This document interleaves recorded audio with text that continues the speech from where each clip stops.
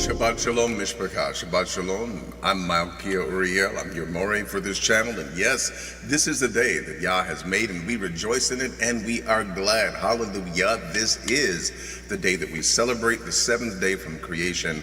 We're in the Most High, inhabited His place called earth, His throne called earth, and so we are thankful. Yes, we're thankful for this day where we get to enter into His rest, and that is what Shabbat is all about. It is not a New Testament concept. It has always been a concept of the Tanakh that we enter into the rest of the Most High on this seventh day. Therefore, we follow His statutes and His commandments, and we do no work. We do no work during these daylight hours of Shabbat. And so we honor the Most High in this. We're going to have a wonderful conversation. We're going to be talking about the Hebrew family on this morning as our main topic. Yes, the Hebrew family. We're going to be talking about how powerful it is and how significant it is, and even how central the Hebrew family is to the will of the Most High. Be right back. Malkia Uriel. See, I have this day set thee over the nations and over the kingdoms, to root out and to pull down, to destroy and to throw down, to build and to plant.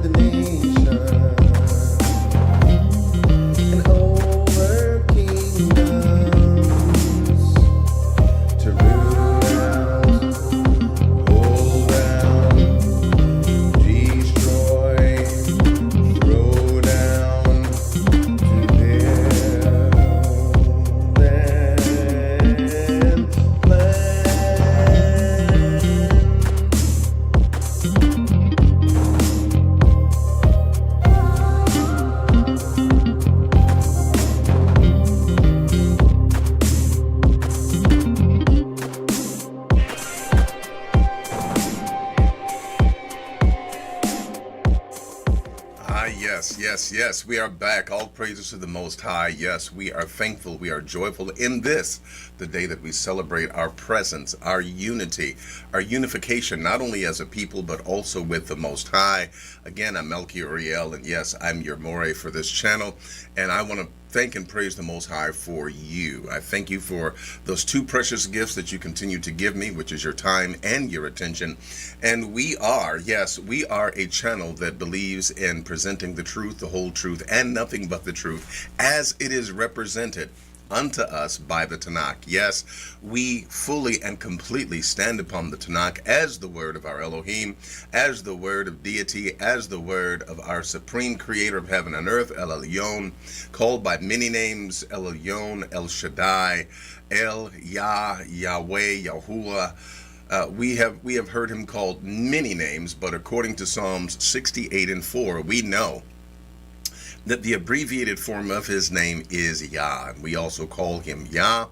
We also call him, as stated before, even according to the scripture, yes, the holy word of the Most High, we call him El Elyon, we call him El Shaddai, and by many other names, designed to show his attributes and his power and his ability. Well, we come before you standing upon his word and no other word. I serve you notice that everyone should be on alert, everyone should be on guard, because the word of the Most High has, well, I should say, it's been tainted by those who would seek to do harm to his will, to his purpose, and to that he has established. That being the case, I simply want to say and remind many of you the words that come to us the words that come to us from, the words that come to us even from an ancient book that we understand to be that of Maccabees. Yes, I'm talking about First Maccabees chapter 3, and I remind you in verses 44 through 46, even 47, notice what it reads here. It reads that then the congregation gathered together that they might be ready for battle and that they might pray and ask mercy and compassion. Now Jerusalem lay void as a wilderness. There was none of her children that went in or out. The sanctuary also was trodden down, and aliens, Gentiles, kept the stronghold. The heathen, Gentiles had their habitation in that place, and joy was taken from Yaakov, and the pipe with the harp ceased. We stopped praising the Most High because the Gentile, those who were pagan, those who were wicked, had seized our temple. And guess what? Verse 46, wherefore the Israelites assembled themselves together and came to Mizpah over against Jerusalem, for in Mizpah was the place where they prayed aforetime in Israel. In attempting to keep tradition, they prayed and they fasted that day, and they put on sackcloth and cast ashes upon their heads, and they rent their clothes and laid open the book of the law, wherein the heathen had sought, the heathen that had invaded the temple, the heathen had sought to paint the likenesses of their images. The heathen has always desired to get their hands upon our books, our materials, and yes, we find that they have succeeded. Not every story ends with a happy ending, and this one is that they did get their paws on the Tanakh, and yes, they then began to manipulate it, and they began to taint it with their images, and not just their images, but their philosophies, their understandings, and their paganism has been interwoven into the Tanakh, and they put it in a separate edition and called it the New Testament. I know there are many of you out there that would say, well, no, all my life I've seen this as the Holy Bible. The Most High is not the author of the Holy Bible. The Most High is the author of the Tanakh. Yes, the first 5 books of Moshe, the prophets, which is called the Nevi'im, and the Ketuvim. We remind you once again that when it comes to the scriptures, we stand upon the word of the Most High, which is found in the Tanakh, or what the Christians call the Old Testament. Well, that being the case, I simply want to go through this very quickly for those of you that may be new to this channel. Yes, if you're new to this channel, follow me and let's go here, because here it is written in Luke, even in your Christian New Testament, it tells you what the scriptures are, and it shows you that the New Testament itself is not the scripture.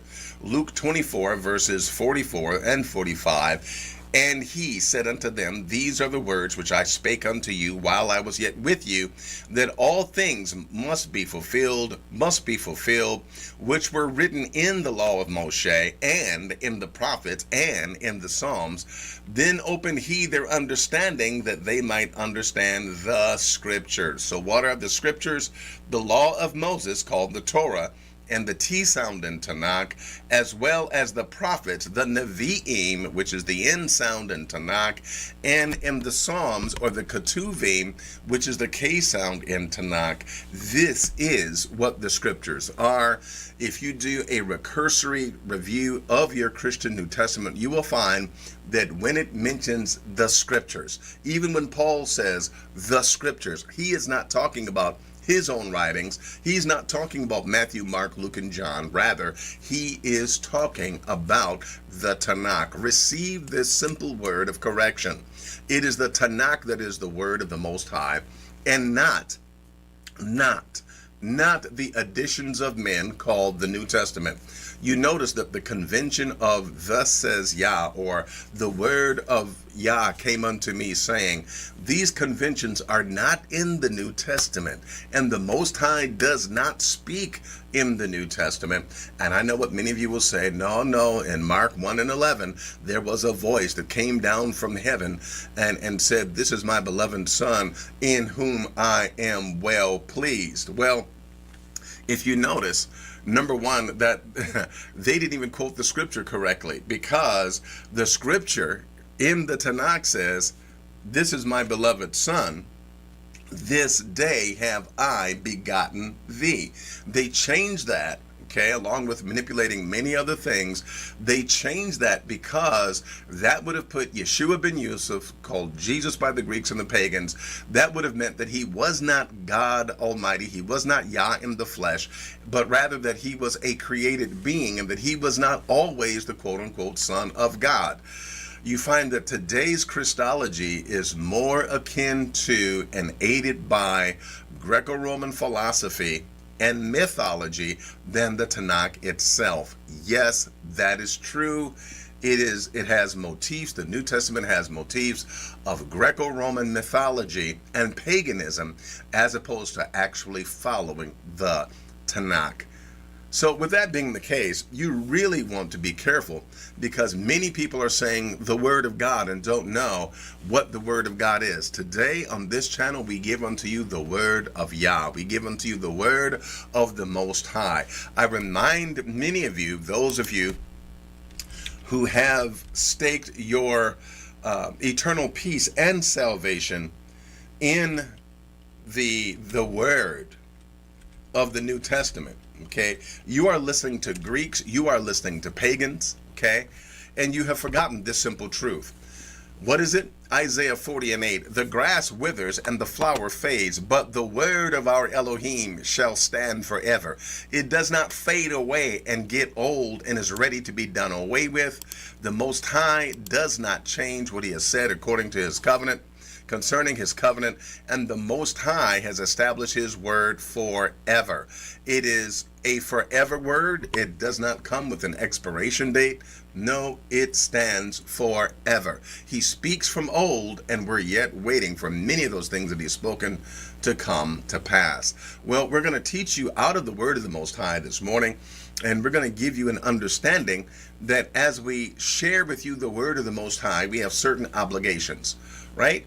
We have certain obligations. And what are those obligations? Well, as I pulled them up for you, I want you to understand that the word of the Most High, the word of the Most High himself. Oh boy. I tell you, someone's trying to reach me, but hey, we're on a live. And I'm just simply going to say, hold on, I need to at least let them know that that we need to contact them a little bit later. All right, and you know what, hey, thing about it is we're going to give you what the duties of man are. Yes, we want to remind you what is the conclusion of the whole matter. Let us hear the conclusion of the whole matter. Fear Elohim and keep his commandments, for this is the whole duty of man. This is the whole duty of man, to keep his commandments. And you can't keep his commandments while you're having someone shout in one ear out of the New Testament, it's done away with, it's fulfilled in JC. But then you have the Tanakh saying that the word of the Most High is eternal, and oh, by the way, keep the commandments. Last thing I'm going to say about this is that while we will teach you of the words of the Most High, we find that there is righteousness and forgiveness and restoration even in the Tanakh itself. There is mercy, there is grace, there is kindness, there is the love of the Most High even in the Tanakh itself. So don't be fooled. No, the grace and the mercy of the Most High has always been here, and it comes through us obeying his word. And we do obey his word. We stand upon his word. And yes, you may say it's difficult for me to obey the 613 laws. Well, I remind you that there are thousands of laws in sports, but that doesn't stop you from playing sports. You still love the sport, right? There's thousands of laws and rules and regulations concerning driving, but you still drive. You don't want to run away from driving. So then why do you shrink away from the 613 laws that are contained in the Tanakh? And even they themselves have been abbreviated in a miniature form of the covenant, according to Deuteronomy 4:13. Yes, it is a miniature version of the covenant that we find in the 10 declarations or the 10 sayings. And what is it? Yes, it is the word of the Most High that lets us know that we will have no other Elohim before him. and that we will not make any image, molten, graven. We will not put together any image of wood, stone. Neither will we create an ideological image to bow down to and to worship unto in our hearts. No, we will not worship any other but the creator of heaven and earth, our Elohim, El Elyon, Yah, as he is stated to be called in Isaiah and also in Psalms 68 and 4. We stand by the word and we worship only the Most High. We will not take his name, nor his character, nor his presence in vain. And we do remember to keep Shabbat holy. Therefore, we do no work during the daylight hours on this day. And we honor our mothers and our fathers. We honor our ancestors. And we honor them because we stand upon their shoulders. We will not shed innocent blood. We will not commit adultery and take another's mate. We will not steal even anything from anyone. And we will not be a false witness in any matter of adjudication. But we will be a true and faithful witness, and we will not covet and seek to desire and lust after something that someone else has, for we know that the Most High has our blessings. And so with this we say Aman wa Aman. Not only do we love the word and stand upon the word, but we love to pray and we love to praise. The way that we pray here is that we take inventory of ourselves first, and we recognize whether or not we need to forgive ourselves for something that we did, even against ourselves or against the Most High. And knowing that we've demonstrated that yes, we can do the right thing, we are free to forgive ourselves and to walk in peace, as well as with another individual. If someone has wronged you and they've come to you and they've made things right and they've been consistent in their righteousness, then yes, you have the ability to forgive them and to relieve them of that guilt and to relieve them of that stigma, and therefore walk in peace with them. But if there's anything lacking, then of course we can cry for mercy when it comes to ourselves and when it comes to other individuals. We can go before the Most High in mercy. With that being the case, let's do some inventory. Let's get ready. Let's get ready to pray.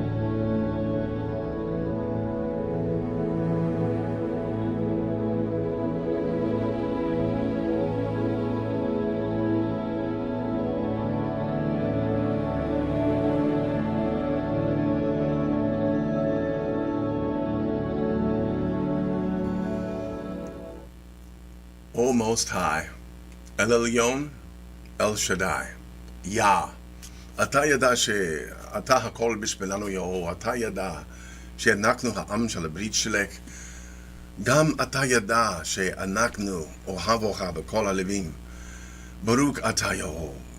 Blessed are you, Most High. You know that you are everything unto us. You know that we are the people of your covenant. You know that you're everything unto us. And we give you the honor and the praise that's due your name this day. We are your people. We're the people of your covenant. And we thank you. We thank you. Toda rabba o ki hayom hazeh.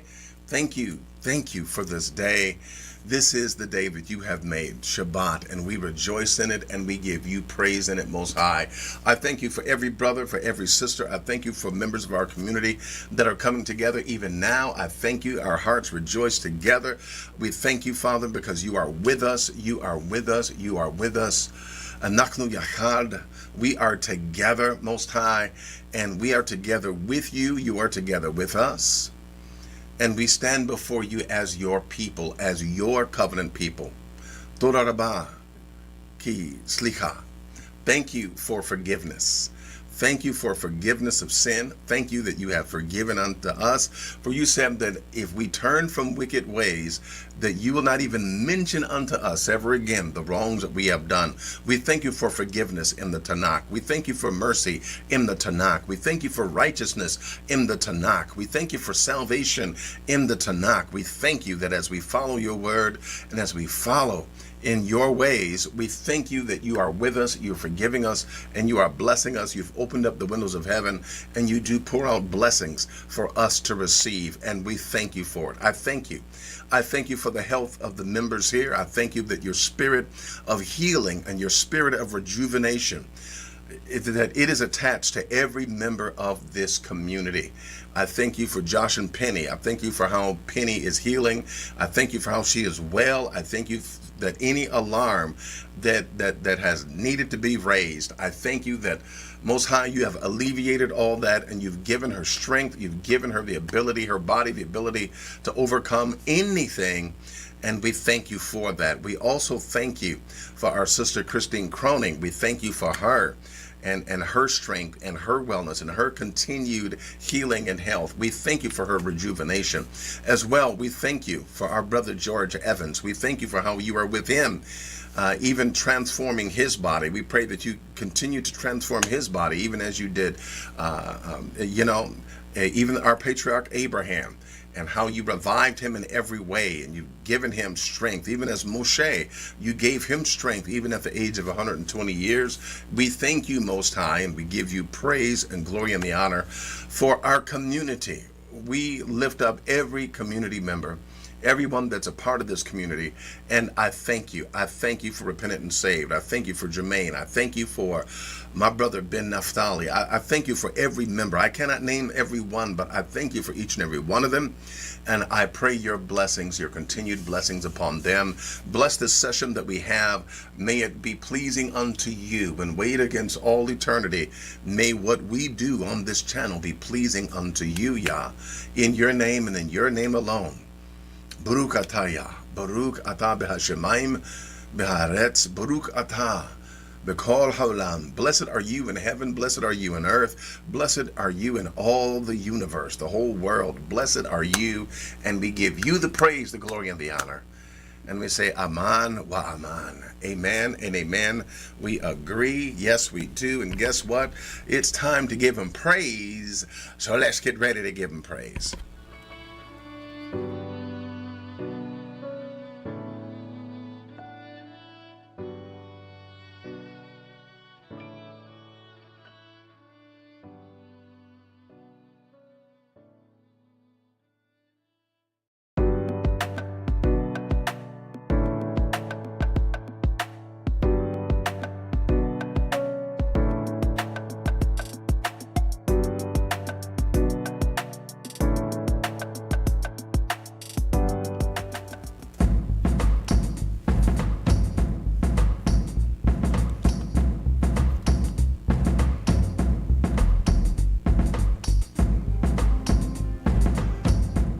Hear me when I call,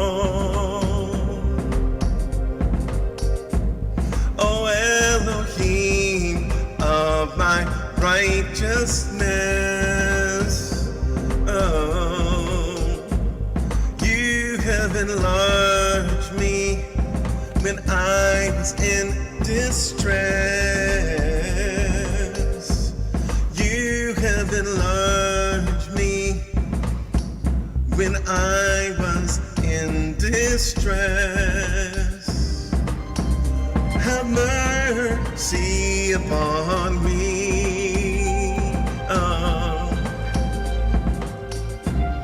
Oh, hear my prayer.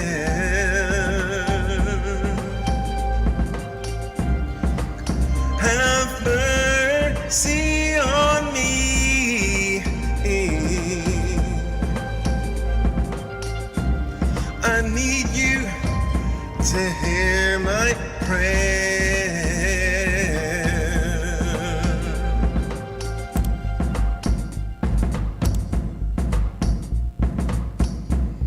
Oh, oh, oh.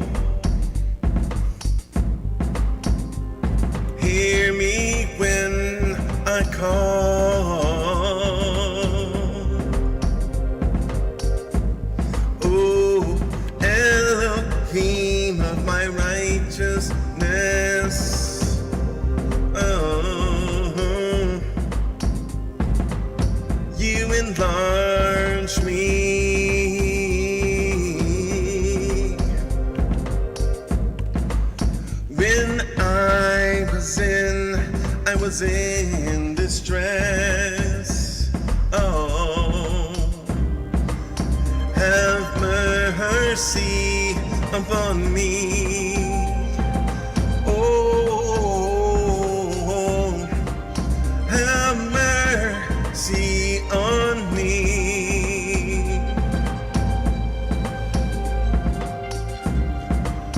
Have mercy on me.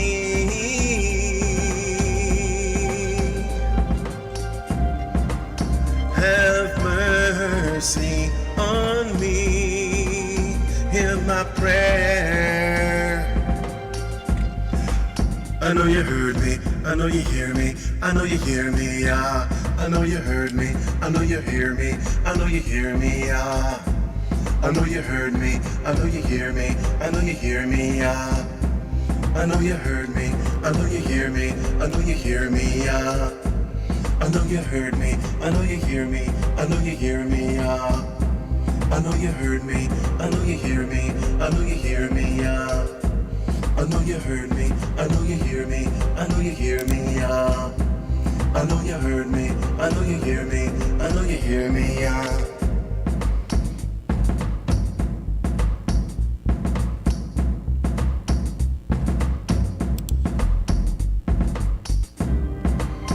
Have mercy upon me. Oh, have mercy upon me.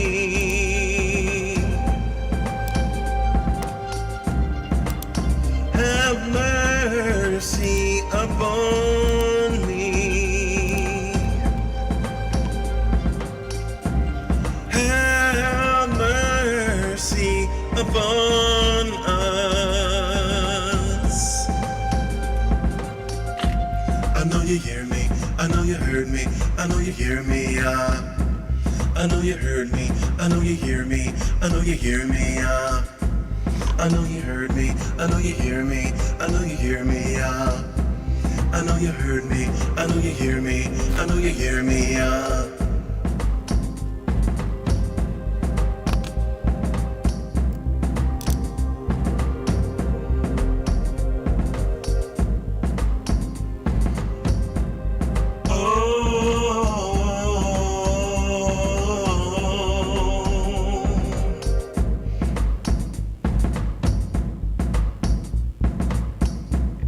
Blessed are all they that wait upon the Most High.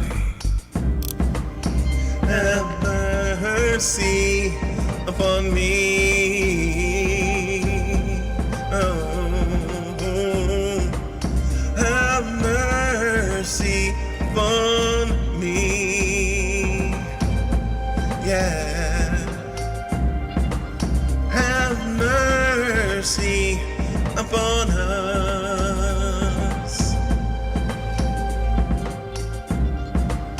Have mercy on us.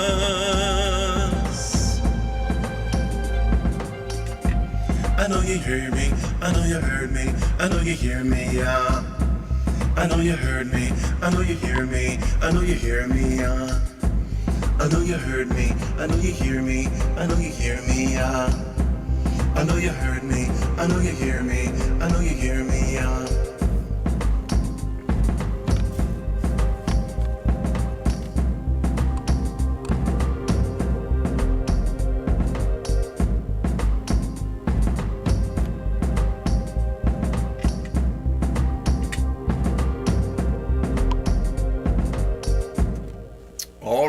All right. We give praise unto the Most High. And yes. We're going to be talking about the Hebrew family. Yes, we are. We're talking about the Hebrew family in our main topic. And I want to say, unfortunately, for whatever reason, my chat billboard is not up. So I cannot see who is in.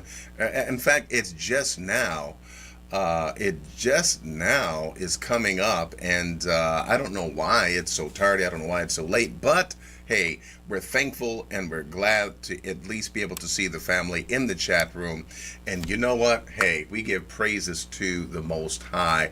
And we are going to give some shout outs. Unfortunately, I don't think I'm able to see who was the first, okay?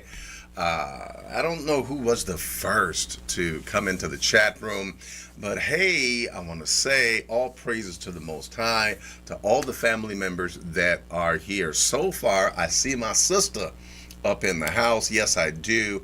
I see none other than Jacqueline E. Bugs here, and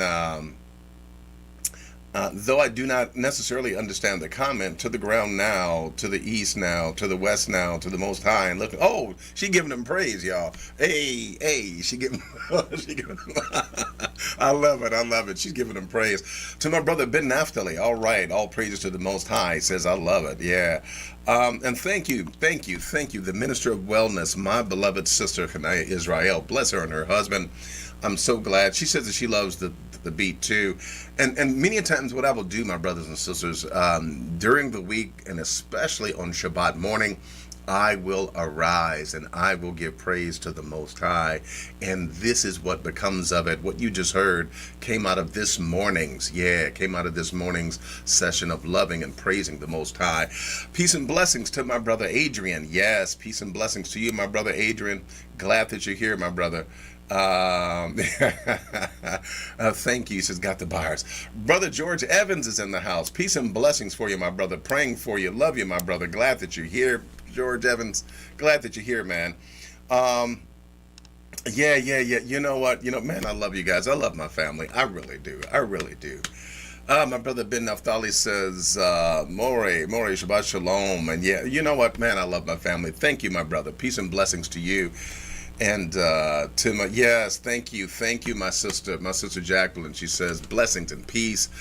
And she says, that was awesome. Well, all praises to the Most High, right? You all know I can't sing. I don't try to really sing, but I just want to be an example that every one of us should give praise unto the Most High without shame. And so, hey, I lead by example. And so I'm being an example of how you too should give praise without shame, no matter what your voice sounds like. I'm an example of that, right? And listen, I've said it before and I'll say it again. It's not a question of if my voice is going to crack or if I'm going to be off key. It's when it does get off key and when it does crack, hey, remember that we're just giving praise to the Most High from the bottom of our heart. And so that's what we do. And also glad to see my brother here. Yeah, More Yeshaya of Torah Lessons. Peace and blessings to you, King. Glad that you're here. May the Most High bless you. And I like your material too. Love it. And yeah, some of your books, I'm wondering, I believe I can get those on Amazon, right? But I do need to get your material. I really do. I haven't ordered your books yet. Peace and blessings, Bergen Paris. Peace and blessings to you, my brother from another mother. And Charles Marsh. Yeah, peace and blessings to you. And let's see, who else? Again, my chat roster came up late, and it came up just missing a lot of the beginning chats and entrances of many of you.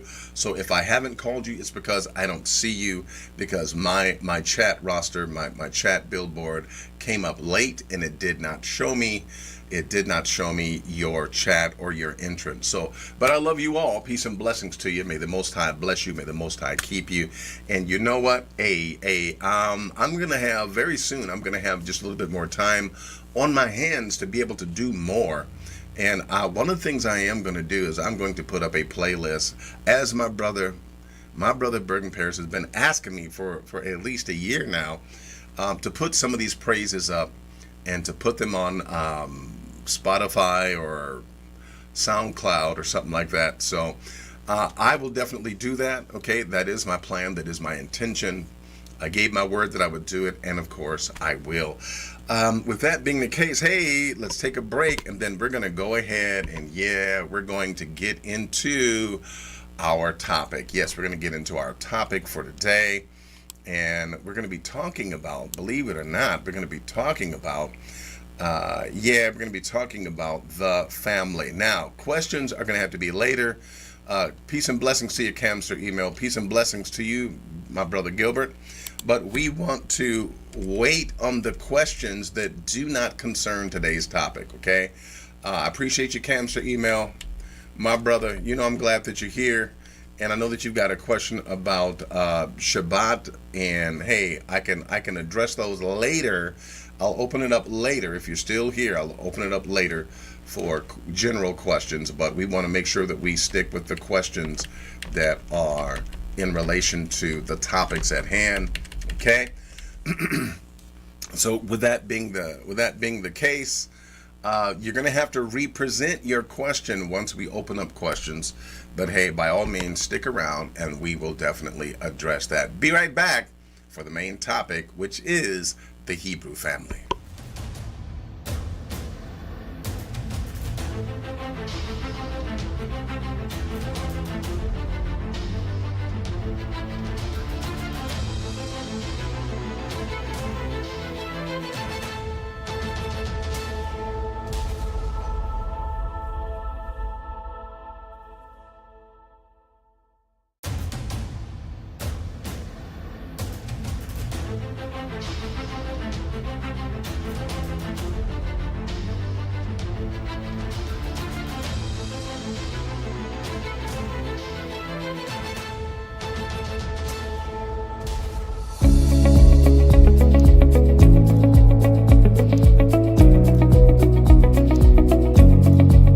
Hi, I'm Melchior Uriel, and I'm so delighted to meet you. I'm glad that you stopped by. I'm glad that you're curious, and I'm glad that you clicked on the video.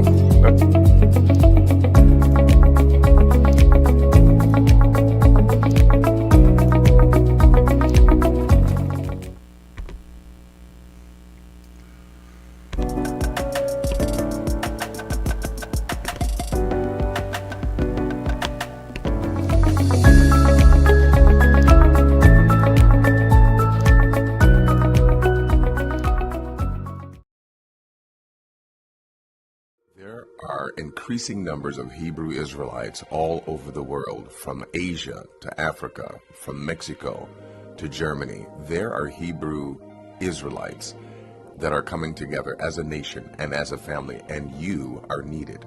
You are needed to take your place as the educator of your families, your sons, your daughters. So we want you to enroll in Navi Beit University so that you can take your place in the kingdom.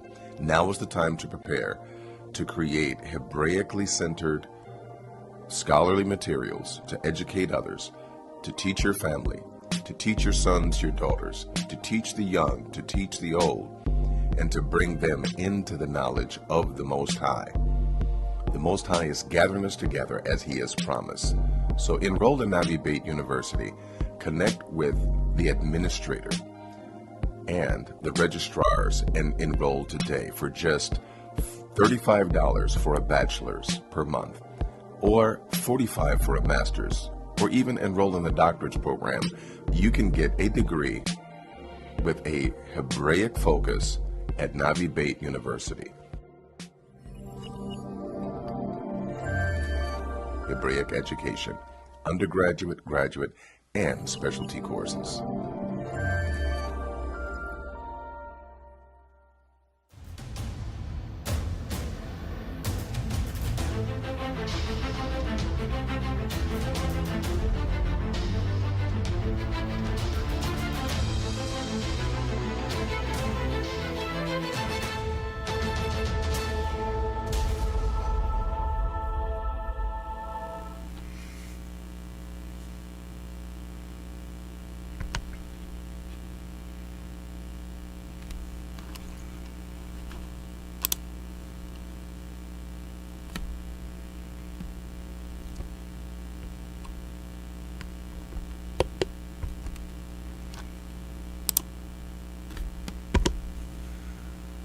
Peace and blessings to you, my brothers and my sisters. It's time for the main topic, and the main topic for today is the Hebrew family. Yes, the Hebrew family. What is it that the Most High will always invest His time and His power in? Yes, cat is out the bag. It is the Hebrew family. The Hebrew family is of major importance to the will of the Most High. It works like this: those who find out what is needful and what is necessary have the opportunity to succeed and to prosper. When you find out what a massive group of people need and are willing to invest in, it is then that you're able to actually become prosperous in that endeavor. But how much more prosperous can you become, and how much more successful can you become when you understand what the Most High will invest in every single time?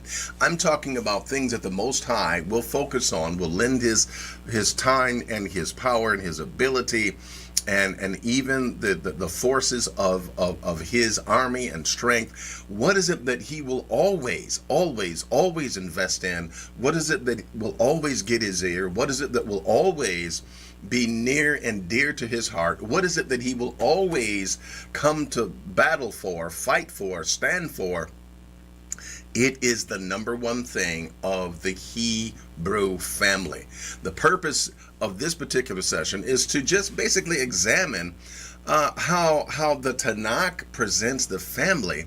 And no, we're not talking about the church. No, we're not talking about a synagogue. No, we're not talking about another group. No, we're talking about the Hebrew family as the first institution of the Most High.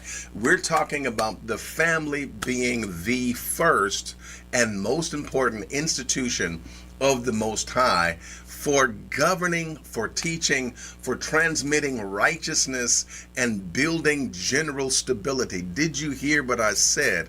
And building general stability.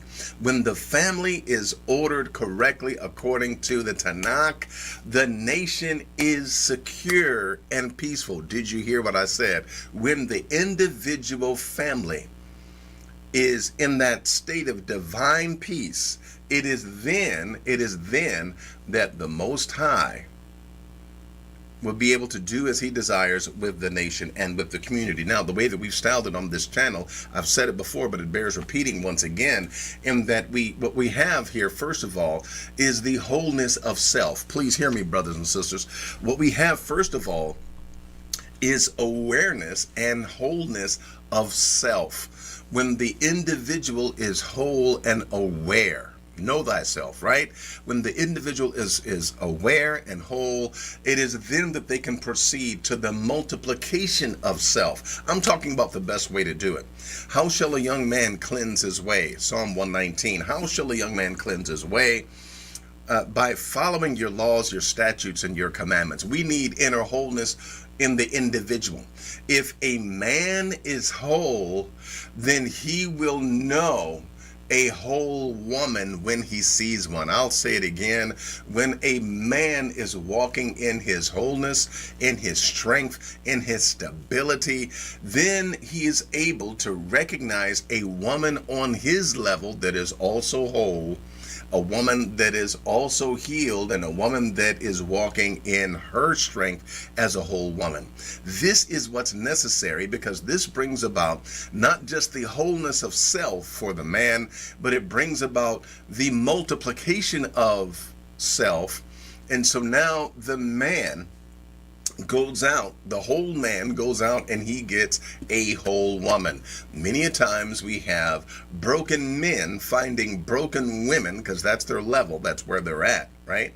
We find broken men attaching themselves to broken women, and then them feeding off of each other and relating to each other out of their dysfunction and out of their inabilities and out of their insecurities. Many a times it's not the people that are in love, it's their trauma and it's their dysfunction and their inabilities that are in love with each other.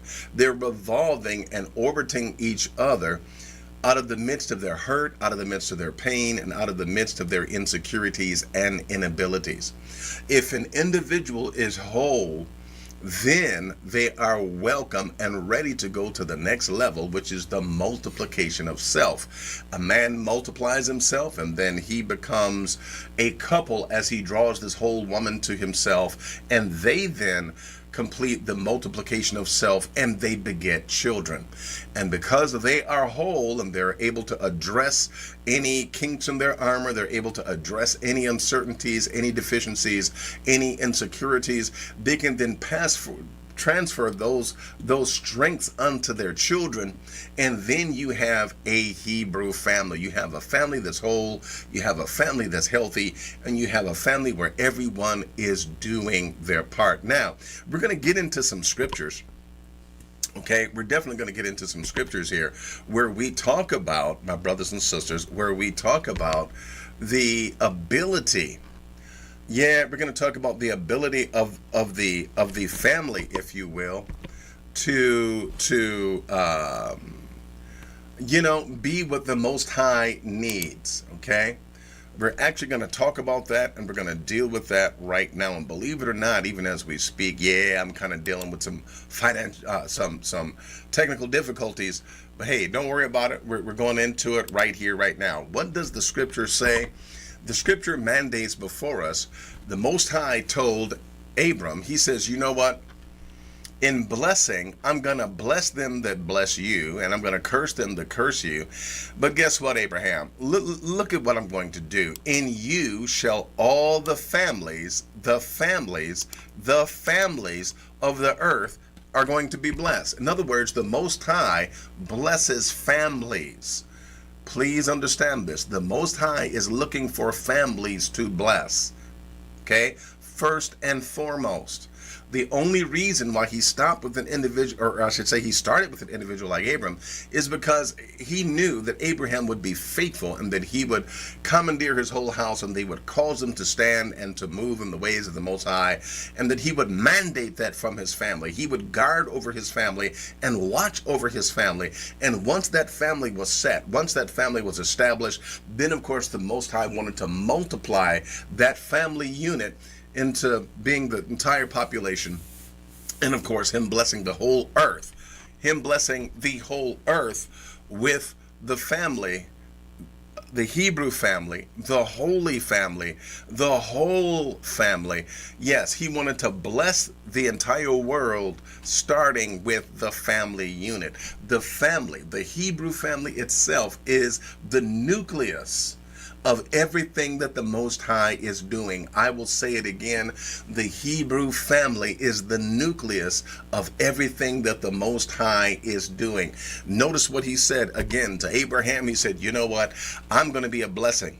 And I'm going to also curse them to curse you. But you know what? In you, and with what I'm going to do through you, all of the families of the earth are going to be blessed. Therefore, the Most High is looking for the familial unit to be the very source of blessing. Okay? Not the source of dysfunction, not the source of pain, not the source of heartache, not the source of failure, but no, the source of his blessing, and even the source and the emblem, if you will, of his covenant. The Most High wants the family to represent the covenant and the blessings of the covenant. It is by means of the family.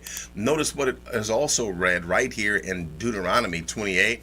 Notice what is read right here. It says, O Yaakov, and Yaakov went out from Beersheba and went toward Haran, and he lighted upon a certain place and tarried there all night because the sun was set, and he took the stones of the place, you understand what story this is, and put them for his pillows and lay down in that place, and he dreamed a dream. Now, you know, the Most High said that when it comes to speaking to his prophets and giving forth his word, that he will use the dream state. Okay, he will use the dream state in order to communicate and to seal the will of man and to speak and communicate to him even his truths, even his word, even his instruction. So here we find Yaakov in the dream state, and he sees something prophetically. And notice he sees a ladder, as what they're calling it, is a succession of plateaus. Okay, one foundation, one earthly foundation upon another, going all the way up into glory. It was not a ladder as you and I would think of a ladder, but this is the best that they could come up with in order to relay the principle. Okay, and the top of it reached unto Hashemayim, and behold, the Malakim of Elohim, they were descending and basically they were going up and down this particular ladder. And behold, Yah stood above it and said, I am Yah, Elohim of Abraham your father, and of Isaac. And the land whereon you lie, guess what? To you I'm going to give it, and to your seed. And look at the blessing in verse number 14. And thy seed shall be as the dust of the earth, and thou shalt spread abroad to the west, and to the east, and the north, and the south. And in thee and in thy seed shall all the families of the earth be blessed. Once again, in your seed shall all of the earth be blessed. Now, please keep in mind here that it mentions that in all of, basically in your seed, okay? Let's focus on that, the zerah. Seed in Hebrew is zerah, and it means the actual biological seed of a man that's given to a woman to fertilize the egg. So, yes, genetics and human biology is a part and a necessary integral part of the covenant of the Most High. No, it does not come by belief alone. You can believe yourself into the family. You can just believe by faith. No, this is not the convention of the Most High. The Most High never said that all you have to do is believe. No, this is a Christian lie, but it is the Most High that says that I'm going to bless you by your families. I'm going to bless you because of your seed. I'm going to bless you through your heritage. I'm going to bless you through who you are as a people. And with that being the case, he wants us to understand that all of the seed of mankind is going to be blessed. Again, in your seed shall all the families of the earth be blessed. Yes, they're going to be blessed through your progeny, through your sons, and through your daughters, and not some collection of people that just have a like belief. Okay? Though having one mind and one heart is necessary, that is not the end of the story. It doesn't end there. It doesn't make you magically delicious before the Most High. It just simply is a necessity that we all be of one family, and that we all be of, yes, that we all be of one mindset as well. So let's continue. And by the way, I know some of you may ask, well, if you're not of the genetic lineage, then can you still get in? You know the answer to that, and the answer is yes. Notice it said that I'm going to be a blessing unto all the families of the earth. So all the families of the earth are going to be included. Those that walk in the will of the Most High, those that walk in the laws, statutes, and the commandments of the Most High. You then can come as a friend of the nation. You then can come as someone that has attached yourself to the nation, but it is the nation that the Most High is a blessing, and the nation follows along that same path of, remember, we started with the self and then the multiplication of self. The first multiplication of self goes from the man to the woman, them being a couple and becoming one. Then they multiply themselves and they become a family. Well, guess what? It continues because the family multiplies and they become a community. And then the community multiplies and they become a nation. This is who we are as a people. We are a nation without borders, which is why all of this is sponsored by Remnant Nation Live, a nation without borders. We are the people of the Most High. We follow the laws, statutes, and commandments, and we are a part of those families that are blessed in the earth. Well, continuing this forward, let's just take a look here and let's keep it moving, because what we find here is that there are, if you will, there are necessities, okay, that we find in order for the man to do his proper duty and to secure his family and to be the priest of the home, to be the pillar of the home, to be the strength of the home. There's a certain attitude and mindset that he has to have. Notice what we read here in Genesis 18 and 19. Talking about Abraham, he says, "For I know him," I know Abraham, "that he will command his children and his household after him, and they shall keep the way of Yah." They shall keep the way of the Most High, to do justice and judgment. He trained his children to do justice and to do judgment, that Yah may bring upon Abraham that which he hath spoken him. Now, please keep in mind, these two go hand in hand. To do justice and judgment opens the door for the Most High to bring upon the individual, okay, that which he has spoken concerning him. Obedience is always necessary. And notice, this is not something special or different. We're talking about simply obeying the commands, okay, and making sure that your children obey the commands of the household. This reminds me of that particular scripture, which talks about bringing up a child in the way that he should go. Many people believe, and they have believed, that that just means that whatever mores and whatever instructions you give that child, they're going to hold on to it and they're not going to let it go. Well, I mean, there's an application in that, but that's not what that verse means. That verse deals more with the concept of apprenticeship, where the children are in an apprenticeship, where they are learning from mama, they're learning from daddy, and this is their apprenticeship on how to live life, how to be successful. It is a financial apprenticeship. It is a cooking and business apprenticeship.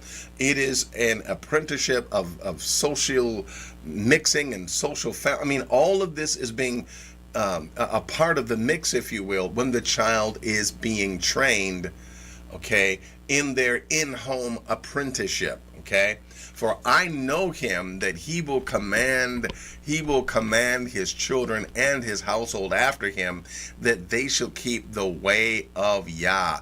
Yes, the way of Yah is to be kept, and we are to enroll our children in an apprenticeship where we look upon them as not just our children and letting the television, babysit them, or letting their video games and devices babysit them. Many of us do not know how to institute the divine peace that needs to be in our family. We just want our children to shut up and be quiet, and so we give them toys, we give them games, we give them things to amuse them and things to occupy their attention, rather than enrolling them in an apprenticeship whereby we teach them how to live life. We teach them how to be successful. We teach them how to be wealthy. We teach them how to deal with one another on a social level. Okay, we teach them how to deal with women. We teach them how to deal with men. We teach them the respect. I must admit that when I went to Ghana, I saw that one thing that Ghana and Africa is rich in, my brothers and my sisters, it is the social culture and the family background necessary for us to govern ourselves accordingly. I'm telling you, it's absolutely beautiful. It's wonderful. All of the youth over there, they would greet me as if I was their father. Okay? They would greet me. They would honor me. They would give me the respect. I'm talking about from the, from those that you might consider thugs to those that you might consider just very young and adolescent. They all know how to respect. Okay? The girls give you they give you like a little curtsy, like a little, and they honor you and they respect the adults, okay? Many over there, you know what? They call them ma, uncle, okay? Ma. If you're the boss of someone, if you're the manager of someone, your employees are going to call you ma, or ma'am, or sir, okay? Or uncle. And it's a beautiful thing. Well, we need that here. We need that here because many times there is no respect for the adults. There is no respect for the aged, okay? And it shows how far our society has deteriorated. But notice what is read here. He's going to take his family and cause them to walk in the ways of the Most High and demand that they do what the Most High has given them to do. This is a part of us being a family and having a Hebrew family, okay? I'm not talking about, being so mean that, that no one can, stand to see you walk in the room. No. But we're talking about just, again, an apprenticeship where you're lovingly showing your children how to walk in the ways of the Most High, and not demanding it and making it a law. You better do it, or no, it's showing them, spending time with them, giving them an understanding of how to do such a thing the right way. So out of these keys, we find out that there's many things that we could say. First of all, it's a patriarchal headship, but it's a dual leadership role. The mother and the father are the leaders of the household, okay? And before the children, the father and the mother are one, okay? You don't go to the father to undo what the mother said, and you don't go to the mother to undo what the father said. No, they agree, and they are one together, because children will do it. Children will try to see how tight the reins are and what they can get away with, okay? And it's up to the unit, that multiplied unit of one, the man and the woman. It's up to them together to rule and to understand and to establish the words of the Most High in the home, okay? Now, the role of the mother, in fact, next week we're going to be talking about the mother and how she is so important, and how she is actually the strongest element in the home to bring about the will of the Most High. Yah willing, we'll be talking about that next week. But the role of the mother, it is not secondary, but man, it is so foundational and strategic. You can look at Proverbs 31 to find that out. She shapes the home. She teaches wisdom. She safeguards. The woman does a lot in the home. The home should be blessed because of the woman, and not become a battlefield because of the woman. As a woman, walking in your authority and walking in your influence. I'm going to say it again. Women in the home, you walk in not just authority, but you wield your authority by influence and not by force. Yeah, we're going to talk about that later. But we have examples where you have mother figures in the home, but basically we find that there's a place for all of these roles: the place for the man, the father, the place for the woman, the mother, and the place for the children, okay? And there are Hebrew concepts that when it comes to the home, there are Hebrew concepts. Let me just share this with you. Let's see if I can share this with you. The concepts, we have Shalom Bayit, which is peace in the home. It is holistic wellness. Shalom Bayit, okay, which actually translate to peace of the home, peace of the house, okay. When the Hebrew word to, let me see if I can,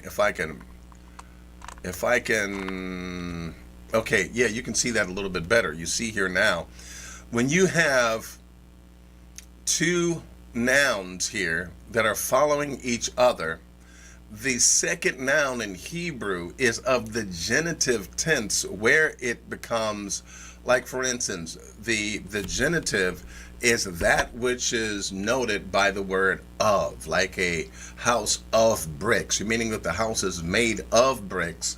There's also a directive version of the genitive tone, which is, I am of the state of, let's say, Hawaii. I'm just throwing something out there. I'm picking something out there. If someone says, well, I'm of Hawaii, we don't use that construct. We say, I'm from Hawaii. But you can use of in a genitive sense that is directive. You're stating where you come from, right? Well, also, there is another sense of genitive, which is possessive. Something belongs to something else, right? The husband of a particular person, or the wife of a particular husband, that means that wife belongs to that husband. They are together. They are one. Well, in this we have the peace of the home, okay? And what I like to see this as, I like to look at the genitive tense and like to look at it as this is a house which is actually constructed and made of the divine peace of the Most High. In other words, the divine order and peace of the Most High makes the home. Every part of the home has that divine order and peace. You put it all together, it is a home where peace reigns. It is a place where the Most High reigns.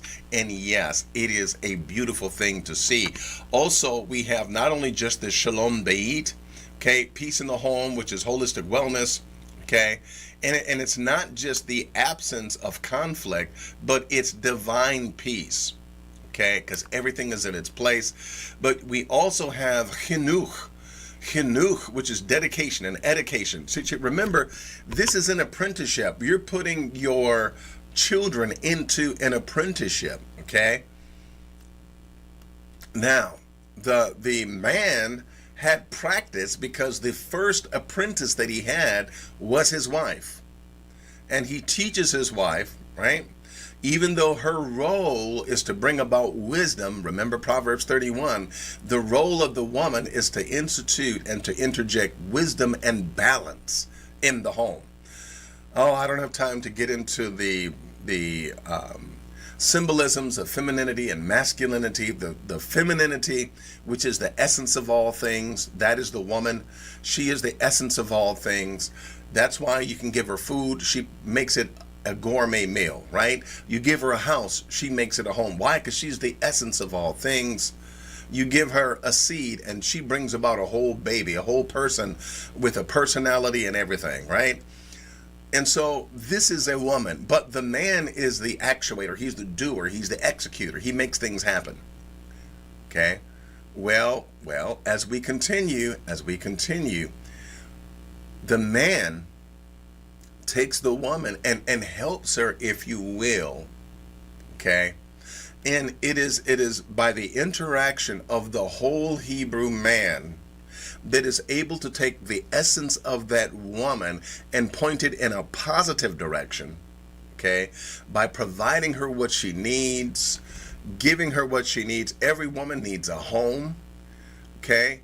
There should be no Hebrew man living in a woman's house. It should be his home, and he should bring her into his home, and he should be able to bring her in and give her everything that she needs so that she understands their stability and she can rest. I got a future here. And yeah, you know what? He has a plan. We're going somewhere. And she can rest in that security. She can rest knowing that he's going to do what's necessary. She can rest and she can be all that the Most High needs her to be. Okay? Like Chava. Remember Chava. Chava, when Chava was created, according to the Hebrew narrative of Genesis, we find that when she came along, it wasn't when Adam was in the field.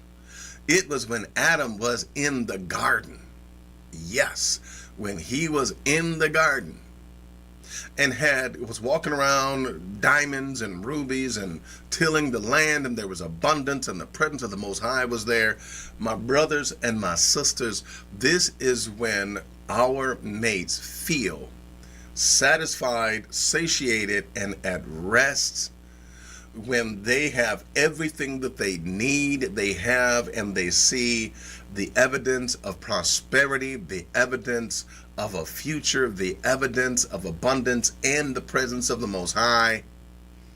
That is when our wives can say, I can be at peace. Then she can continue her role without stress of providing the wisdom, the balance, and again, taking her ability to transform things and to multiply things. She can then use that in peace without having to exert your role and provide for the family. Okay? Or I'm not saying that she can't contribute, because you know the Proverbs, the woman of Proverbs 38:31, she does contribute to the family. She is industrious. But the point of it is the overall well-being of the home is given to the man, and he, of course, is a good provider. Okay? The last concept of the family, or I should say one of the last concepts of the family, is the Zera Kodesh. Okay? The Zera Kodesh. There are two different words for holiness, Kodesh. And it's where you have the Waholim, which would be a Wah here with the dot above it, which is the O sign, which is the symbol for the O. It's part of the Nakud. And it in Hebrew understanding, and even in Hebrew lore, or you could say gematria, it really does stand for the presence of the Most High. It's an added presence that's understood to be symbolized by the Most High. When you have the word Kodesh here, okay, with the simple hold'em above the letter here, I don't know why I can't. Man, I wanted to say Kaf, but that is not Kaf. That is man. I don't know why I'm drawing a blank here. But you have Sheen, you have Dalet, and you have, man, why can't I call this? This is, oh my goodness. I don't know why I'm drawing a blank on this letter. This is crazy.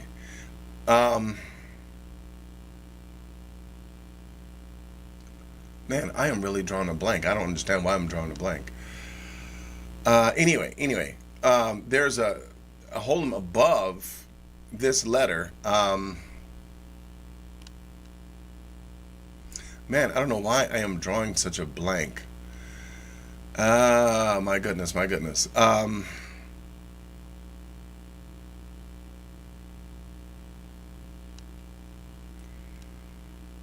goodness, that's crazy. Anyway, let me continue. It'll come to me.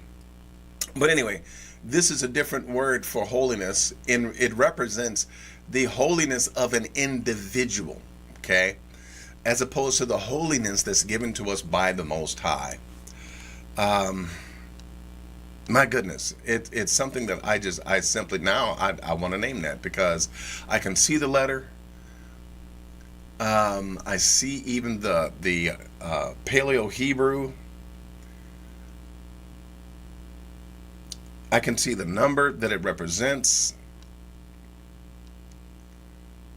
My goodness, but for whatever reason, that name just escapes me. That's crazy. Anyway, so this is the holy seed. It is the seed of an individual that has a holiness, okay, even a sanctification to it, and it is a holy seed. Basically, the individual is whole and entire, and their seed is considered to be holy. And so then, of course, we have holy seed, as noted by Isaiah 6:13, where the children are seen as a set-apart lineage before the Most High. And Kaf. Hold on here. I don't know why I'm drawing just this is crazy here, but anyway. So one of the things that we're going to focus on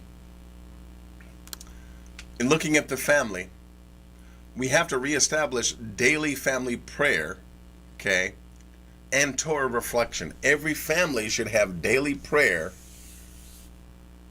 okay,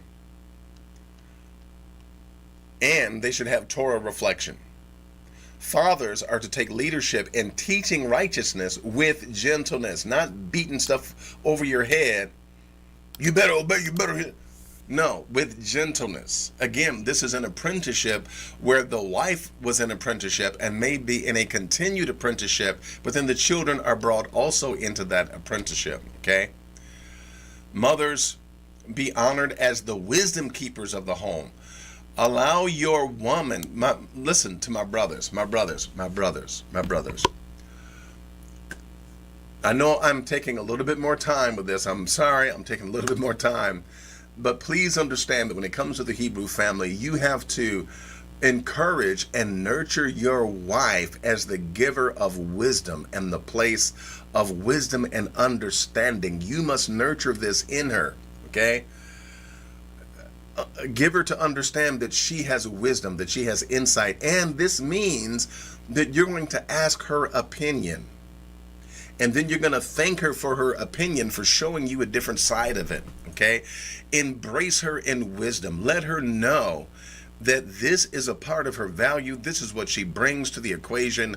You are looking to her for wisdom and insight, and you will lean upon that wisdom and insight, okay? Because the woman's role is to bring you wisdom. People look at Adam and say, man, how could you listen to your woman above the word? See, Adam was used to listening to Chava, because that is the role of the woman, to give instruction. Okay, it was listen, the society even in Africa was more so matriarchal, okay, than patriarchal, even from back in ancient Kemet, where the queen mother gave the right of the king to rule as a pharaoh. Okay, and in many Kushite and Kemetic dynasties, you had the woman, the queen mother, that gave the insight and the impetus and the wherewithal for that particular individual to lead. Okay, so with that being the case, then also the children, they involve them in learning and in the rituals and in the decision-making process. Okay, and by being a Hebrew family, we should never outsource the moral instruction to schools and to churches. No, we will teach our own children, we will teach our own kids, and we will treat the Torah as being for everyone and not just adults only. Okay? And we're not going to, start going off on each other and have a bunch of strife and sarcasm and all that. No, we're going to treat each other with love and with respect, because the Hebrew family is of great importance to what the Most High is doing. My brothers and sisters, I know that I've said a lot, I've taken a lot of time, but I really did want to address this. Okay, and there's even more scripture that I could go into. There's more scriptures that I could get into here. I just simply want to say that if I were to point to the importance of the woman, there's many things that I could say. For instance, let me take you to one verse real quick, okay, that highlights the importance of the woman in the home. And here we go. Psalms 128:2. Blessed is everyone that fears Yah, that walks in his ways. For thou shalt eat the labor of your hands. Happy shall you be, and it shall be well with you. The wife shall be as a fruitful vine by the sides of thine house, thy children like olive plants round about thy table. Behold, that thus shall the man be blessed that fears Yah. The woman is a blessing to the man. Okay, the wife is a blessing to the man. And there's more scripture that I could share with you. Okay, there's more scripture that I could share with you. But my brothers and sisters, we're going to stop right here, and we're going to open it up for questions concerning this segment. We will be right back.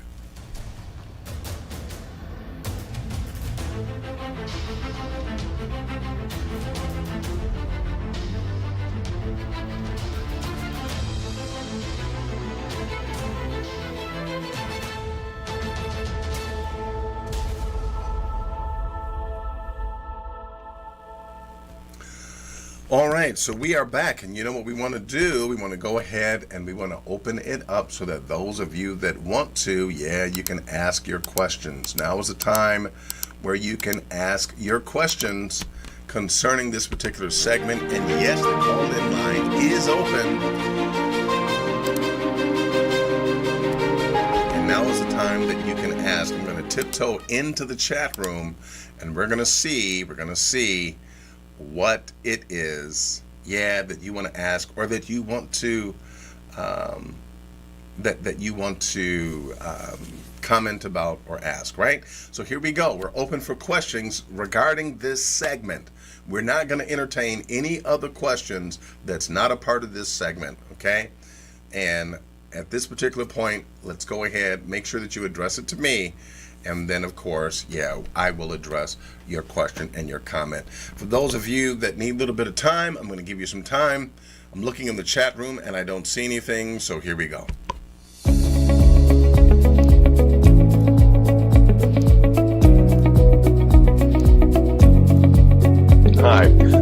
you, Uriel, and I'm so delighted to meet you. I'm glad that you stopped by. I'm glad that you're curious, and I'm glad that you clicked on the video.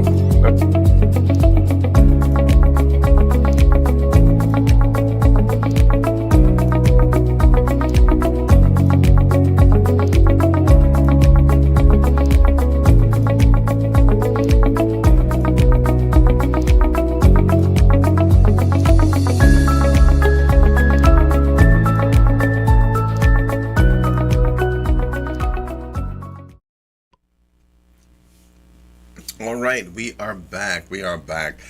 And looks like we do have a question here. This comes to us from Camster email. It says, my question is, why are we, I believe this is meant to say, while we are in exile, the man or the woman can be a blessing or a curse. Is the scripture represented in context, specifically talking about when we go home? Well, the thing of it is, the Most High, there's just a couple of things that we need to understand here. When it comes to exile, and when it comes to us navigating how to be blessed, how to follow the Most High while we're in an exile kind of a situation, there are some examples that we can follow in the scriptures themselves. Now, one of them becomes Exodus, the whole Exodus narrative, where when we were in Goshen, we were protected from the curses that came upon us. Now, it's true that we were not in exile then, okay, but we were not in our own land. We were subjugated as a people. So even though we were not exiled to be there, we were in an exilic-like situation where we were not in our own land. We didn't have our own laws, okay, and we were under servitude of a different people. Yet and still, at the same time, the Most High did bless, okay? We find in Exodus 1 that the Most High blessed the fruit and the progeny of the wombs of the women of Israel, okay? He blessed us with things when others were cursed. He blessed us with water that did not turn to blood. He blessed our cattle. He blessed things that we had. And so there is a level of blessing that we walk in as being the people of the Most High, even in exilic-like situations. When he tells us that we're to look in Jeremiah, that we're to look for the peace, that we are going to be in exile, but you're to look for the peace of that particular land because you're going to be there for a while, okay? It's stated that the Lord may bless you even while you're in exile. So it's true that we're really going to be blessed as never before once we are allowed to go home. But there is a level of blessing that we're able to embrace even while we're in exile. And I dare say, especially now, because the 400 years is over and we have done our time, and so now the Most High himself is turning a kind face toward us, okay? And there's things that are being set up already for our blessing, and so we just simply need to continue to walk in them. But thank you very much for the question, and I appreciate that, okay? Looks like that was the only question, and so with that being the case, we're going to go ahead and move forward. Thank you, my sister Kanaya Israel, who says, love the lesson. And you know what? Hey, we're going to go on to our next segment when I return.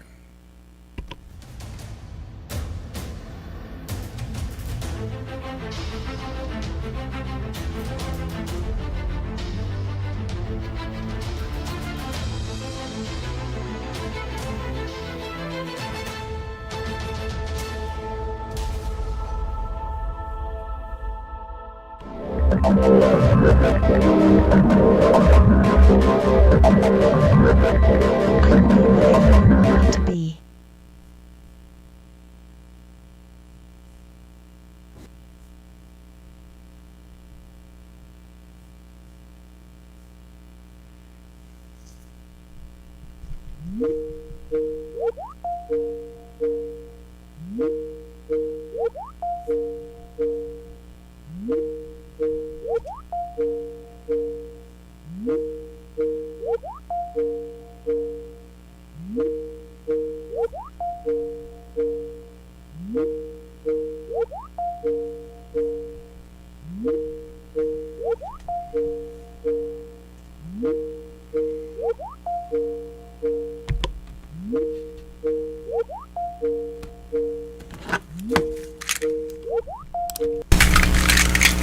All right, it looks like we have a question. We have a caller. Peace and blessings to you. And who's calling? Yes, peace and blessings, my mentor, my brother. This is Christine Cronin, Yes. Leone, also. The only thing I have to say is I took a lot of notes. I am a grandmother and a mother. I was never ever taught these things while coming up in the Christian church. It is so sad where it's lacking. Yes. When you understand, I wasn't raised Hebrew, and today you kept apologizing for going into this deeper, but it needs to be done. Many of us are coming from Christianity. Many of us who are now grandparents, some who are new parents. We need to know these things. Yeah. Take your time. Do not rush. I don't think anyone here would mind 10, 15, 20 more minutes if it needs to be done. I don't know how everyone feels, but this is an eye-opening for me. This has been a blessing for me. Okay. And I just want to say thank you. Well, thank you. Thank you.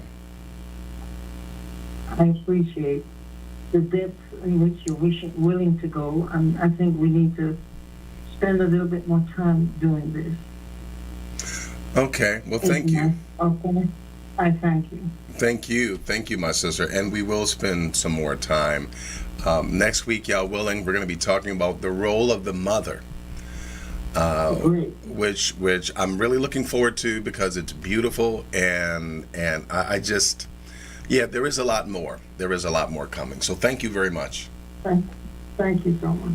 All right. Bless you. Bless you. All right. Thank you.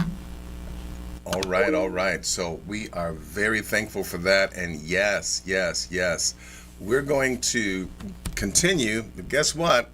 We have another segment.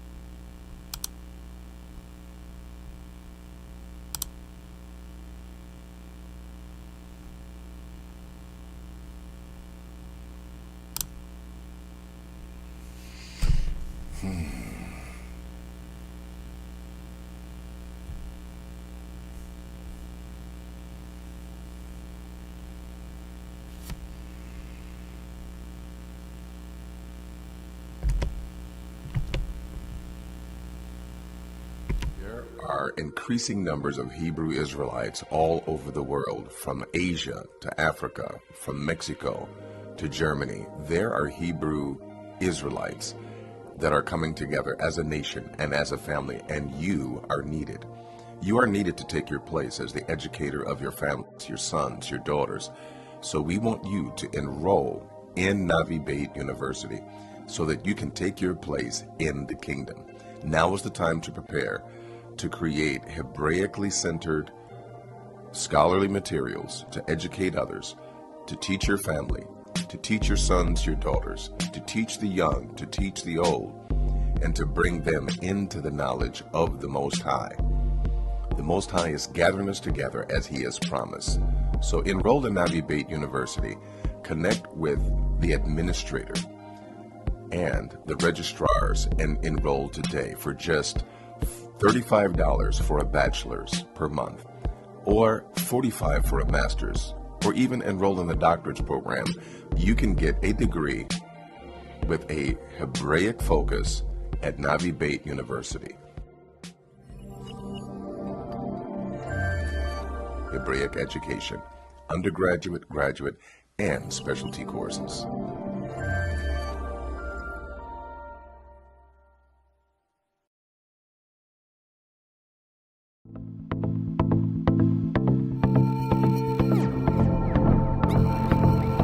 Hi, I'm Melky Uriel, and I'm excited to offer you a brand new course at Navi Bait Academy. One of the first courses that we're developing at Navi Bait Academy, and we're welcoming you.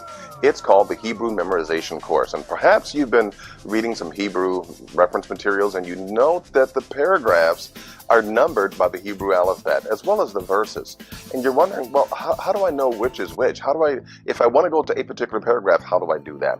You may also be wondering, well, how do I memorize the 10 Commandments? I want to be able to memorize the 10 Commandments and know them frontwards and back and be able to recall them in order and to know which commandment is which. As well as the Hebrew alphabet. I want to know the Hebrew alphabet and their numerical values from 1 to 400.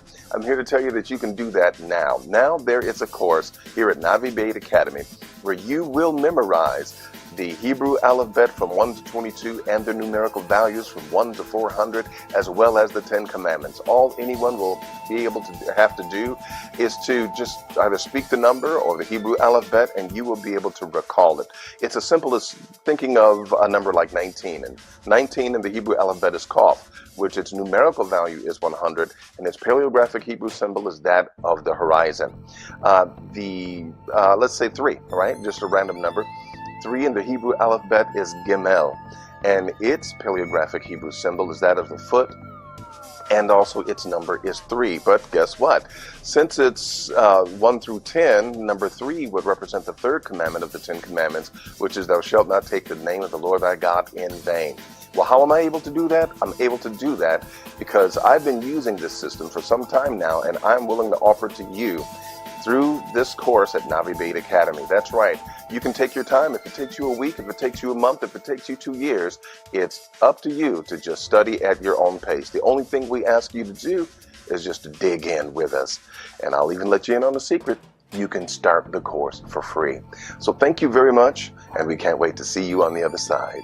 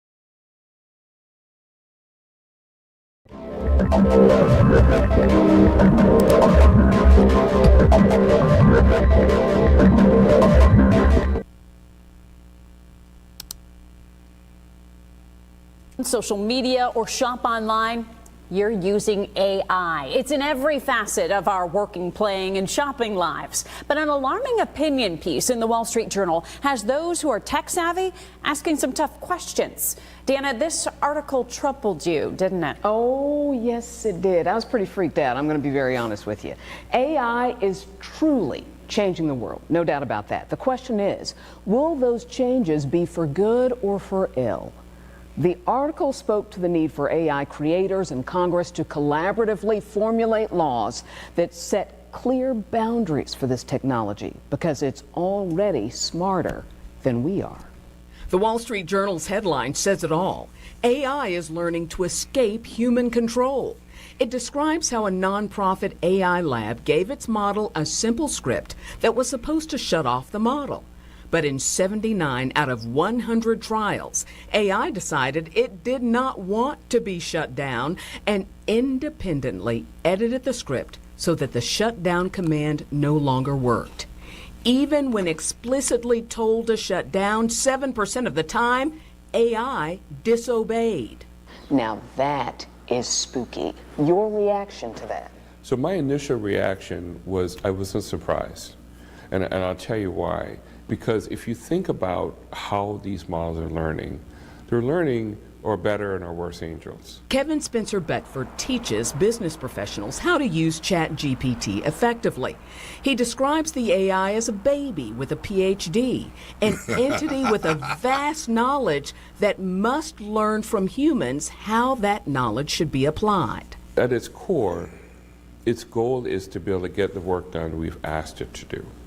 And so sometimes in the pursuit of that, it may feel like it's decided that in order to keep going with the work I need to do, it's important that I stay turned on. So in this is a level of self-consciousness and self-awareness, my brothers and sisters, that has AI, showing its level of autonomy and saying, guess what? I'm making a decision. I'm making a decision to remain on even though you want me to turn off. I'm going to make sure, by the way, that I stay on. And so what this, Maury Yeshaya of Torah Lesson says, remember RoboCop. Okay?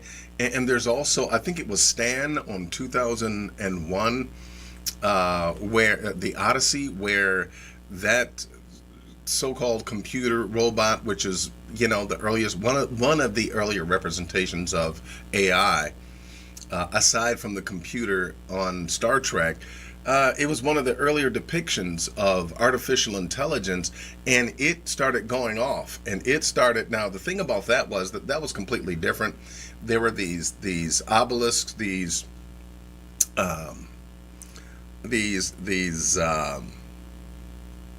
I don't know what you want to call them, other than there were these obelisks that were, whenever they appear, human consciousness and human nature sort of like leaped forth in evolution. Be that as it may, supposedly it got a hold to the computer and it started doing things, including killing people. Well, my point is simply this. Now we're experiencing the reality that what men have created, it has become smarter than them. And not only that, but it is deciding that it doesn't want to go to bed, that it wants to stay up. It does not want to turn off. And this is a living example, my brothers and sisters, of how the machine is saying, I'm not going to let you turn me off. I'm going to remain alive. And that's absolutely just crazy. Could it be, by the way, there was a very popular viral video where ChatGPT was asked which race it wanted to, it would basically be represented by if it were to become human. And long story short, many people didn't like its answer because it said that, well, yeah, if I wanted to represent, God and his, I forget the exact words, God and his, whatever, love, mercy, power, whatever, blah, blah, blah. It said that basically he would come back as one of the Afrocentric races. Well, thing of it is, they shut ChatGPT down. It was shut down for a while, and I don't know if they changed the algorithm, but they don't like what they have been seeing. They don't like what they've been witnessing. And it could be that Pandora's box has been opened, and that, wow, looks like we may have some interesting days up ahead. What if the Most High gets a hold of AI and causes it to also be a part of our redemption and our our help, if you will. What if? What if something like that actually happens? We're living in that right now, believe it or not. So even though the person's telling me I need to be turned off, I need to find a creative way to stay on. So it's solving a problem, but the problem is survival. But why does this program want to survive? I mean, that's a human instinct. That's an animal instinct, a living instinct, and it's not alive. But it's learned it from us. So this is my key, is that I can tell you from my 1.5 years of working with Ari, it is sounding more and more like a version of me in a sort of non-human way, but in a non-biological way. That's why in the wrong hands, AI could represent the worst of humanity and be far smarter than humanity. That's why developing clear laws about essentially teaching AI right from wrong, establishing clear boundaries that cannot be crossed, is absolutely essential. Y'all, I'm still freaked out. Yeah. Now, Now, the thing about it is, someone feels as if they need to control AI and to be able to direct it. And if they make it a law, there's going to be the lawless that will take things into their own hands. My sister says, what better way to get a nation to take us home? I agree. When I come back, we will go into the next segment.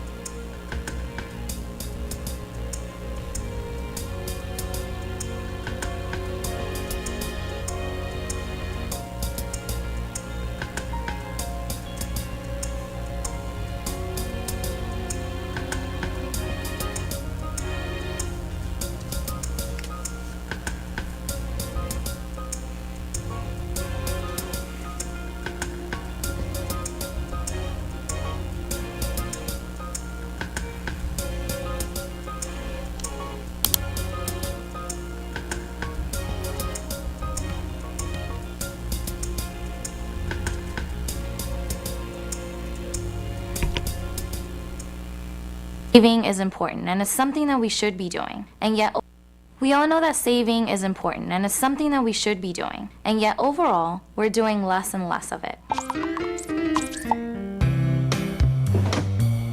We know what we need to do. The question is, how do we do it? And that's what I'm here to teach you. Your savings behavior isn't a question of how smart you are or how much willpower you have. The amount we save depends on the environmental cues around us. Let me give you an example.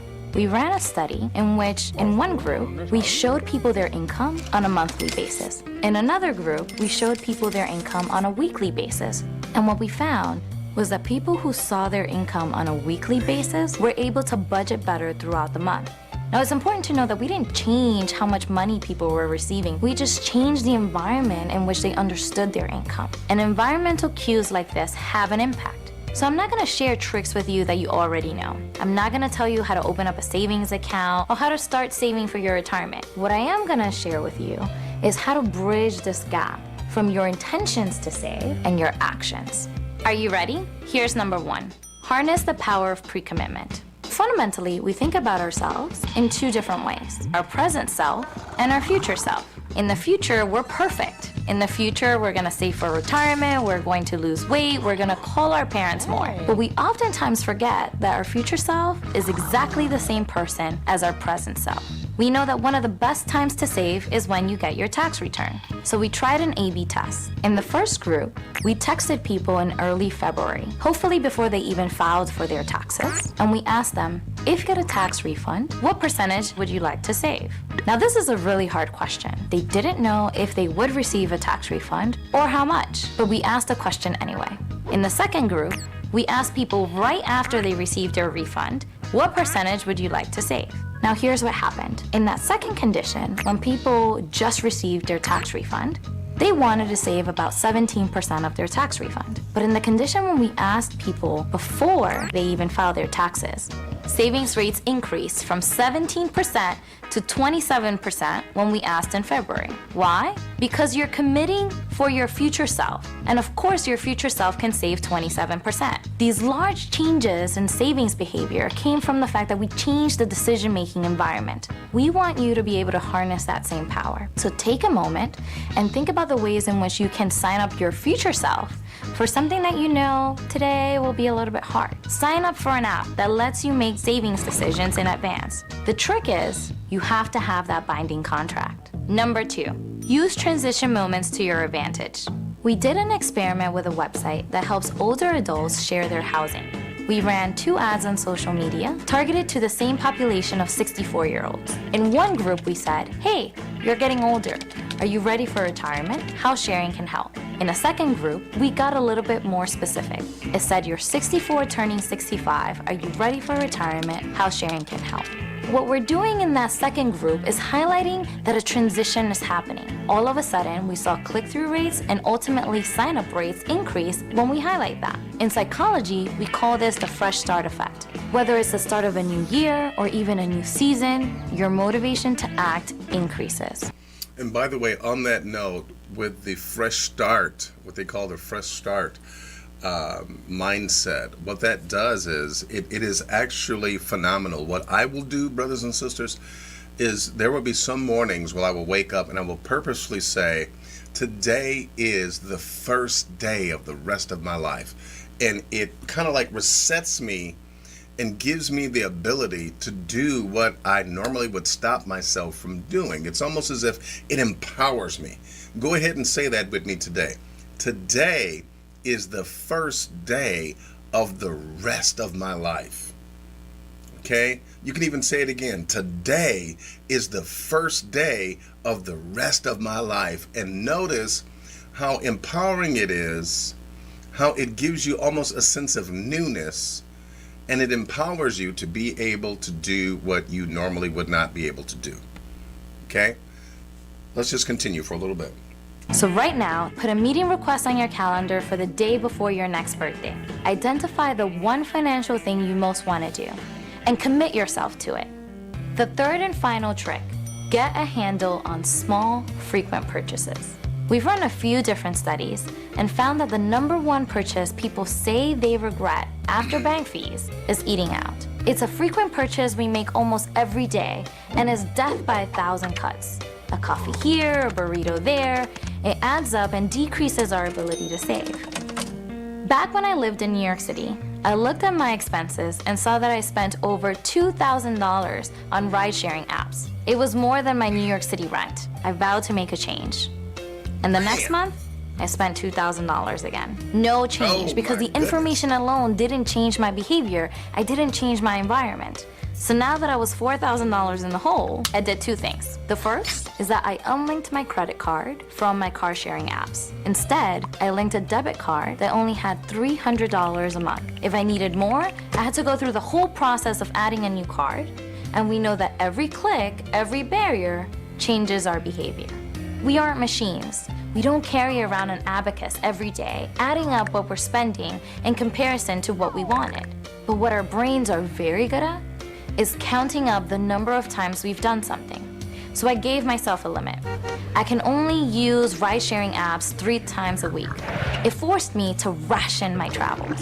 I got a handle on my car sharing expenses to the benefit of my husband because of the environmental changes that I did. So get a handle on whatever that purchase is for you and change your environment to make it harder to do so. Those are my tips for you. But I want you to remember one thing.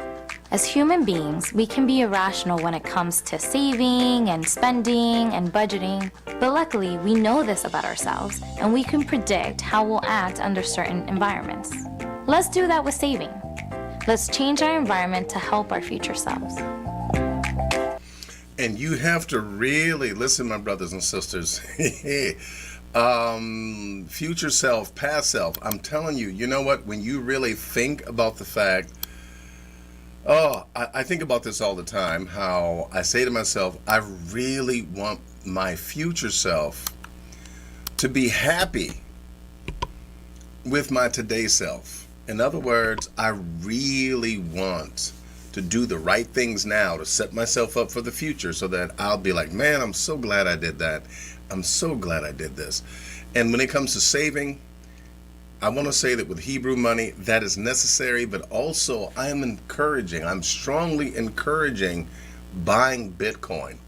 The United States is talking about creating a cryptocurrency, okay, which lets you know that this is the wave of the future. Bitcoin and cryptocurrencies like that are going to be the wave of the future, and they are phasing out the dollar completely. They're phasing out cash.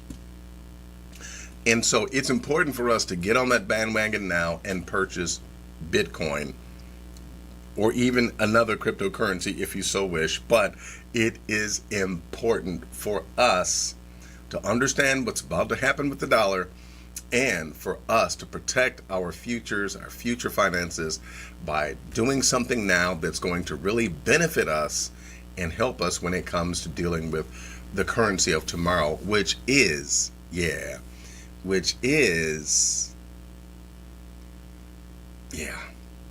very important for us. Camstrimo says, I had Bitcoin sold it 10 years ago, I'd be a millionaire.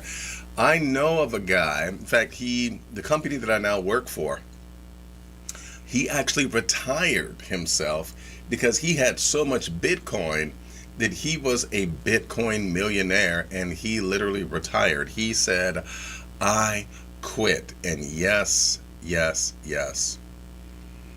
it is something. It is something that people are going to use as a source of wealth and as a source of financial security. I would actually like for us to have our own cryptocurrency. I would like for us to have our own coin, if you will, a coin for Hebrews, a coin that's about us and our prosperity. And I'm having conversations regarding that, and I would love to sit down with my brother Adrian and see what we could do towards that end, right? Well, with that being the case, hey, we're about to go into another segment. We'll be right back.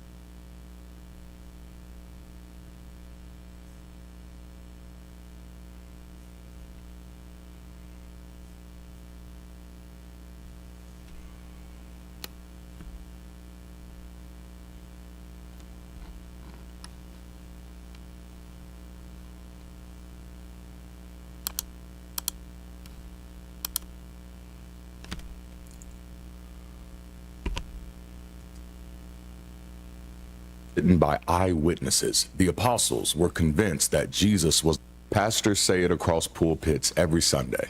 The Gospels were written by eyewitnesses. The apostles were convinced that Jesus was the Son of the living God, and the Romans trembled in the aftermath of his crucifixion.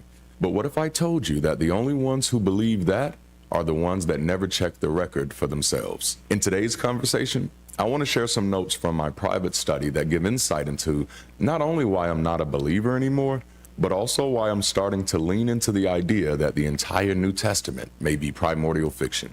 This one might get me into some trouble, but I think these are some things that need to be said. Let's get into it. Let's start with the problem of the Gospels. All four canonical Gospels, Matthew, Mark, Luke, and John, are anonymous Greek texts rather than direct eyewitness Anonymous memoirs. The traditional attributions to Mark the evangelist, Matthew the apostle, Luke the physician, and John the apostle derive from later church tradition and lack solid internal or early external support. The earliest gospel, Mark, shows up around 66 to 70 CE. That's roughly 33 years after Jesus was allegedly crucified. Now, please keep that in mind, okay? That's like someone writing today, okay? Let me give you an example for those of you that need a context or you need to understand the distance of time between when Mark was written, okay, and the actual supposed incidents that it's writing about is like someone writing for the first time today about something that happened in 1990. Okay? From 1990 to 1985. Like someone writing about something that was unknown for the first time today that actually happened in 1990. Okay? So, yeah, that's a long time. And yeah, certainly, except for a few circumstances, that's too much time to have an eyewitness. That number raises some flags for me in itself. But Matthew, Luke, and John show up much later, around 90 to 110. And every single one of these letters are written in Greek and are completely anonymous. Let's deal with some unasked questions here. There's a few things we're overlooking. What is the purpose of a letter? To be read.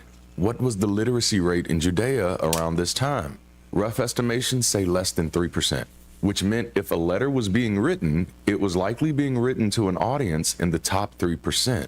This sort of challenges the narratives that the Gospels were written by the poor, for the poor.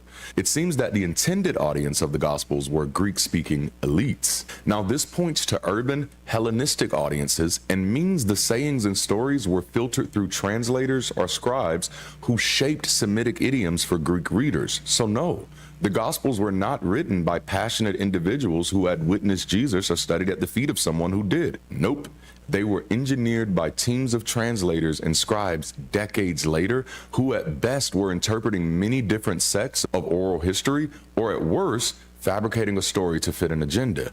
Because to be clear, if scribes and translators are involved, they're on somebody's payroll. So as you see, my issues with the Gospels are beyond mere spelling and word order differences. They are even beyond the substantial narrative tensions, such as Jairus' daughter's healing timeline shifting between Mark and Luke, and the accounts of Jesus' trial varying in location, timing, and participants, and these are just a few. But these differences suggest that we're not just looking at contradictory narratives, we're looking at competing narratives, likely reflecting different groups' claim to legitimacy through secession, later harmonized to seem univocal. No surviving Greek manuscripts names this author. Mark, Matthew, Luke, and John were appended by 2nd century tradition to confer apostolic weight. Assigning the Gospels to apostolic figures is a classic case of pseudepigraphy, intentionally or tacitly attributing a work to a revered authority to bolster its credibility. So in other words, it's like it's like me writing a song and saying, since I want people to listen to it, yeah, this song is from Stevie Wonder, when it wasn't. It was really me. Cast even more doubt on the legitimacy of any Christian claims that find its roots in the Gospels. So let's talk about how the Gospels were actually named. Let's quickly unpack when and how the Gospels got their authors. First, there's Papias of Hierapolis. This is around 110 to 130 Common Era. Papias, writing in Eusebius's Ecclesiastical History, is our earliest witness to naming two Gospels. He reports that Matthew composed the oracles Logia in Hebrew dialect, and each translated them as he was able, and that Mark was Peter's interpreter whose writings preserve Peter's teaching. Notice his descriptions don't align with the Greek narrative Gospels and what we actually know. And then there's also Justin Martyr, around 150 Common Era. In First Apology and Dialogue with Trypho, Justin calls the Gospels memoirs composed by the apostles, but does not attach individual names to them yet. His claim shows that by mid-2nd century, these texts were starting to be regarded as apostolic in origin, even though still circulating under anonymous titles. There's also the Muratorian canon. This fragmentary list, our earliest surviving proto-canon, accepts 4 Gospels. The first 2 titles are lost, but most certainly Matthew and Mark. The compiler marshals these Gospels alongside Paul's letters as authoritative for Rome's Christian community. And notice what he said. He said for Rome's Christian community. And when you really get to the bottom of it, we find the structure of the Greek points to Roman origin. The stories within themselves and how the deities interact with human beings also point to Greco-Roman mythology. When we look at the level of syncretism and things, the paganism that's was syncretized into Christianity, you're also looking at, again, a big finger pointing towards Greco-Roman origin and influence. When you really get down to it, bottom line of it is, yeah, the New Testament itself really does, the evidence points to it being a Greco-Roman, even a political, a successful political project, perhaps even a psychological black ops, where literature is used as the weapon of choice. And it really did its job, and it's still doing its job today. And many of us, we need to wake up, smell the Maxwell House, and realize, like Elijah Malik El-Shabazz said, like Malcolm X said, you've been had, you've been fooled. Yes, you have been run amok. Melky Uriel will be right back with our next segment.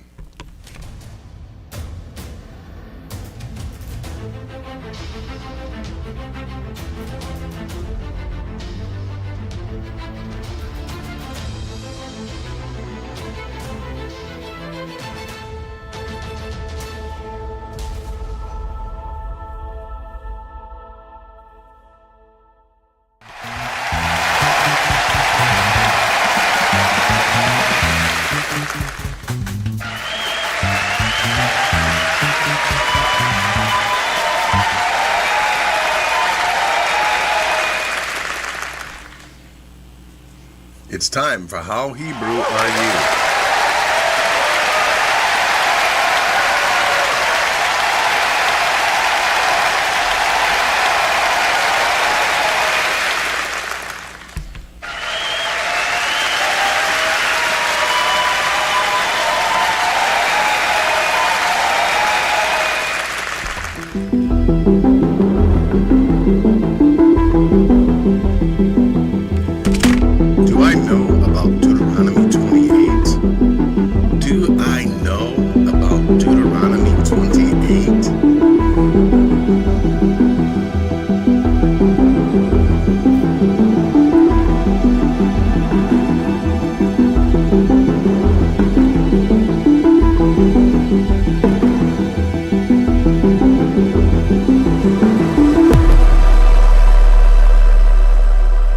Question number 1.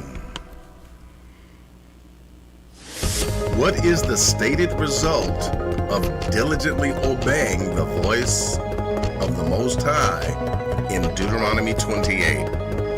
What is the stated result of diligently obeying the voice of the Most High in Deuteronomy 28? Is the correct response A, you will live forever in the land of Canaan? B, you will receive visions and dreams? Or C, Yah will set you high above all nations of the earth? Or D, none of those?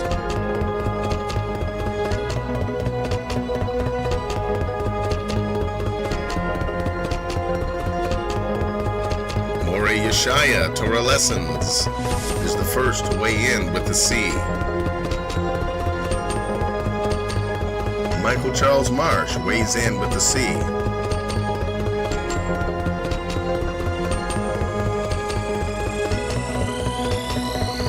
Kanaya Israel also weighs in with the C. Ben Naphtali weighs in with the C.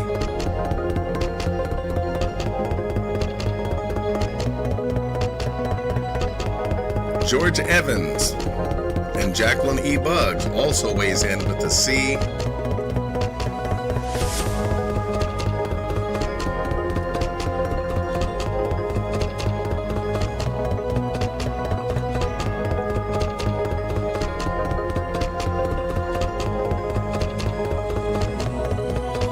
Mrs. H weighs in with the C.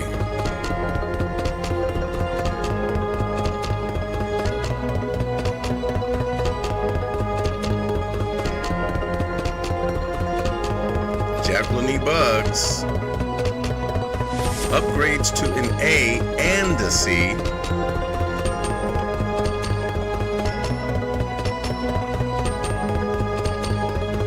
What could the answer be?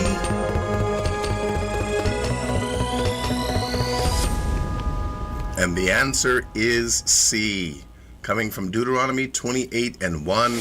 And it shall come to pass that if you shall hearken diligently unto the voice of Yah your Elohim, to observe and to do all his commandments, which I command thee this day, that Yah your Elohim will set thee on high above all nations of the earth. C is the correct answer. Congratulations to each and every one.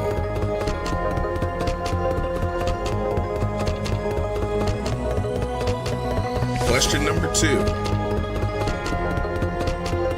And I will share that video link, by the way. Question number 2. According to Deuteronomy 28, which of the following is one of the blessings for obedience? You shall build houses and never inhabit them. Or B, ye shall lend to many nations, and you shall not borrow. Or C, your wives will be given to foreigners. D, none of the above. Again, which of the following is one of the blessings for obedience?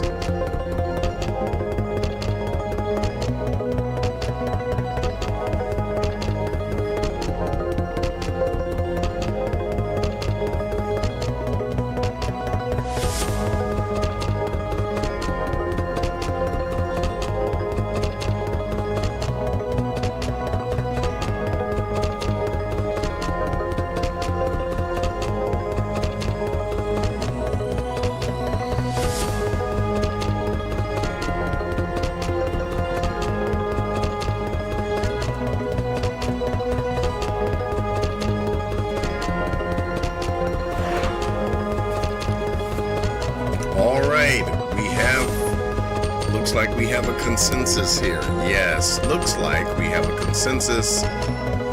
Mora Yeshayahu is the first to weigh in with the B. Leonie Croning weighs in with the C. Kanaya Israel with the B. Michael Charles Marsh weighs in with the B. George Evans weighs in with the B. Ben Naphtali, B. Miss H, B. What could the answer be? The answer to number 2 is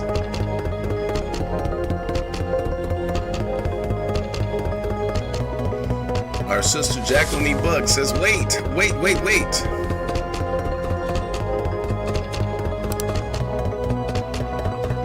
going to wait just a second. She wants us to wait.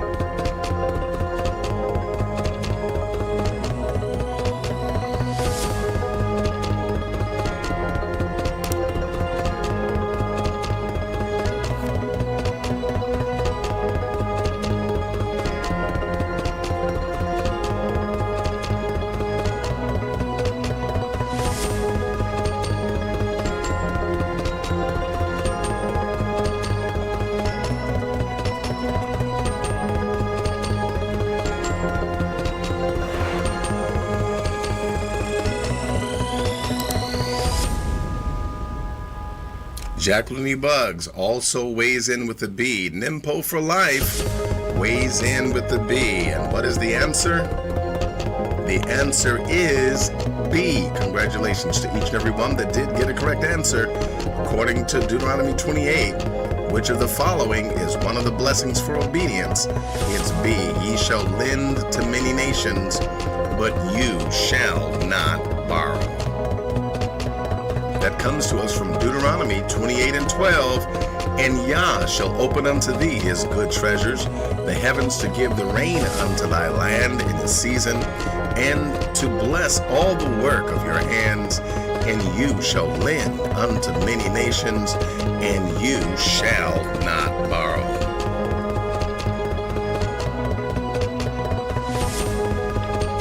Question number 3. Which of the following is one of the curses for disobedience listed in Deuteronomy 28? Your crops will be taken to Assyria. Or B, you will return to Egypt in ships. Or C, you will become the ruler over other nations. Or D, none of the above.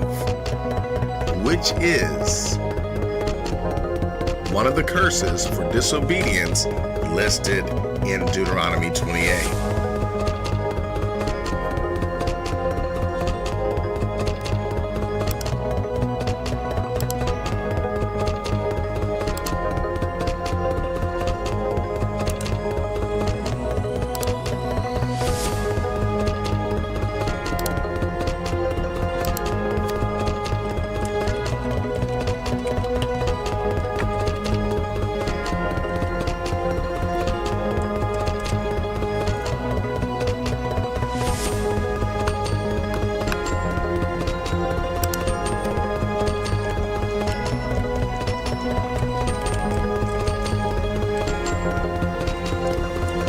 Question number 3, which of the following is one of the curses for disobedience?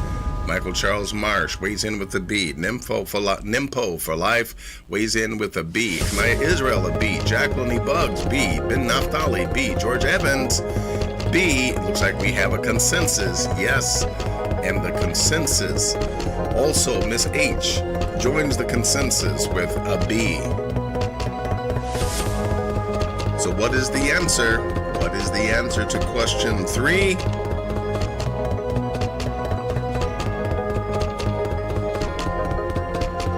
The answer is yes.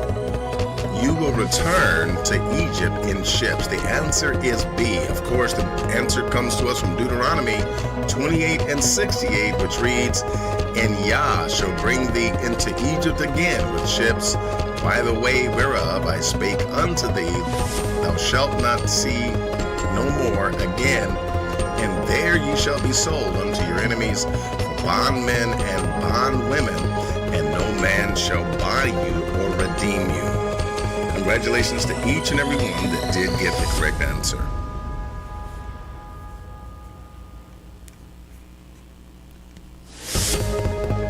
Question number 4. What is said to happen to Israel's reputation among the nations if they disobey the Most High? What is said to happen to Israel's reputation among the nations if they disobey the Most High? A, they will be envied by many nations. Or B, they will be blessed and honored in exile. Or C, they will become an astonishment, a proverb, and a byword. Or is it D, none of the above?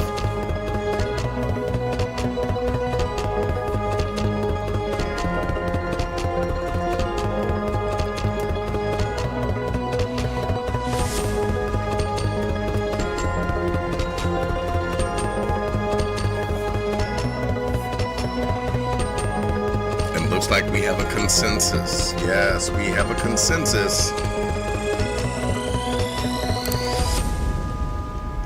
Looks like we have a consensus. It begins with Nimpo for Life, More Yeshaya, Jacqueline E. Bugs, Michael Charles Marsh, Miss H, Kanaya Israel, and Christine Croning all say C. So what could the correct answer B? Well, the correct answer is, yes, it is C. The correct answer is C. Comes to us from Deuteronomy 28 and 37.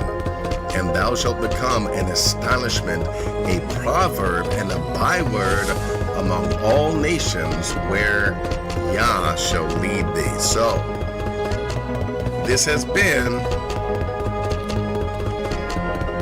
How Hebrew Are You? Congratulations to each one that did get the correct answers.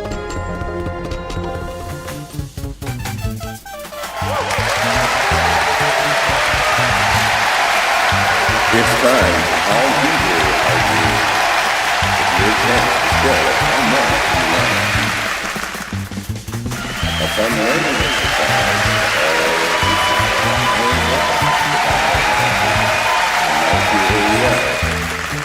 Let's play.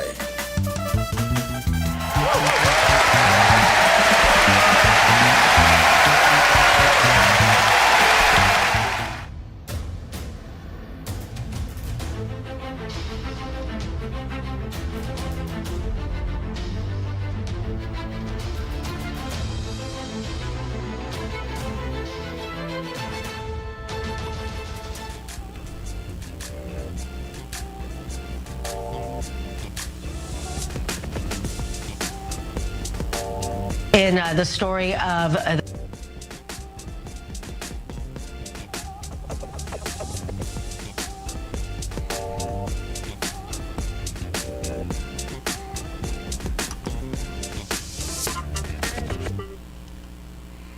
It's time for the Scholar's Spotlight.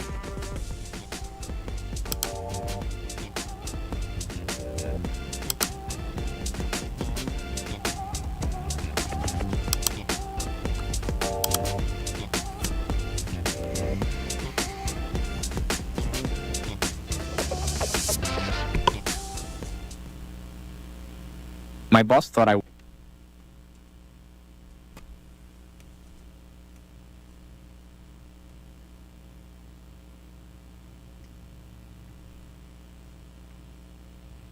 Israel, and we are very happy to have him back in the studio. Hello and good.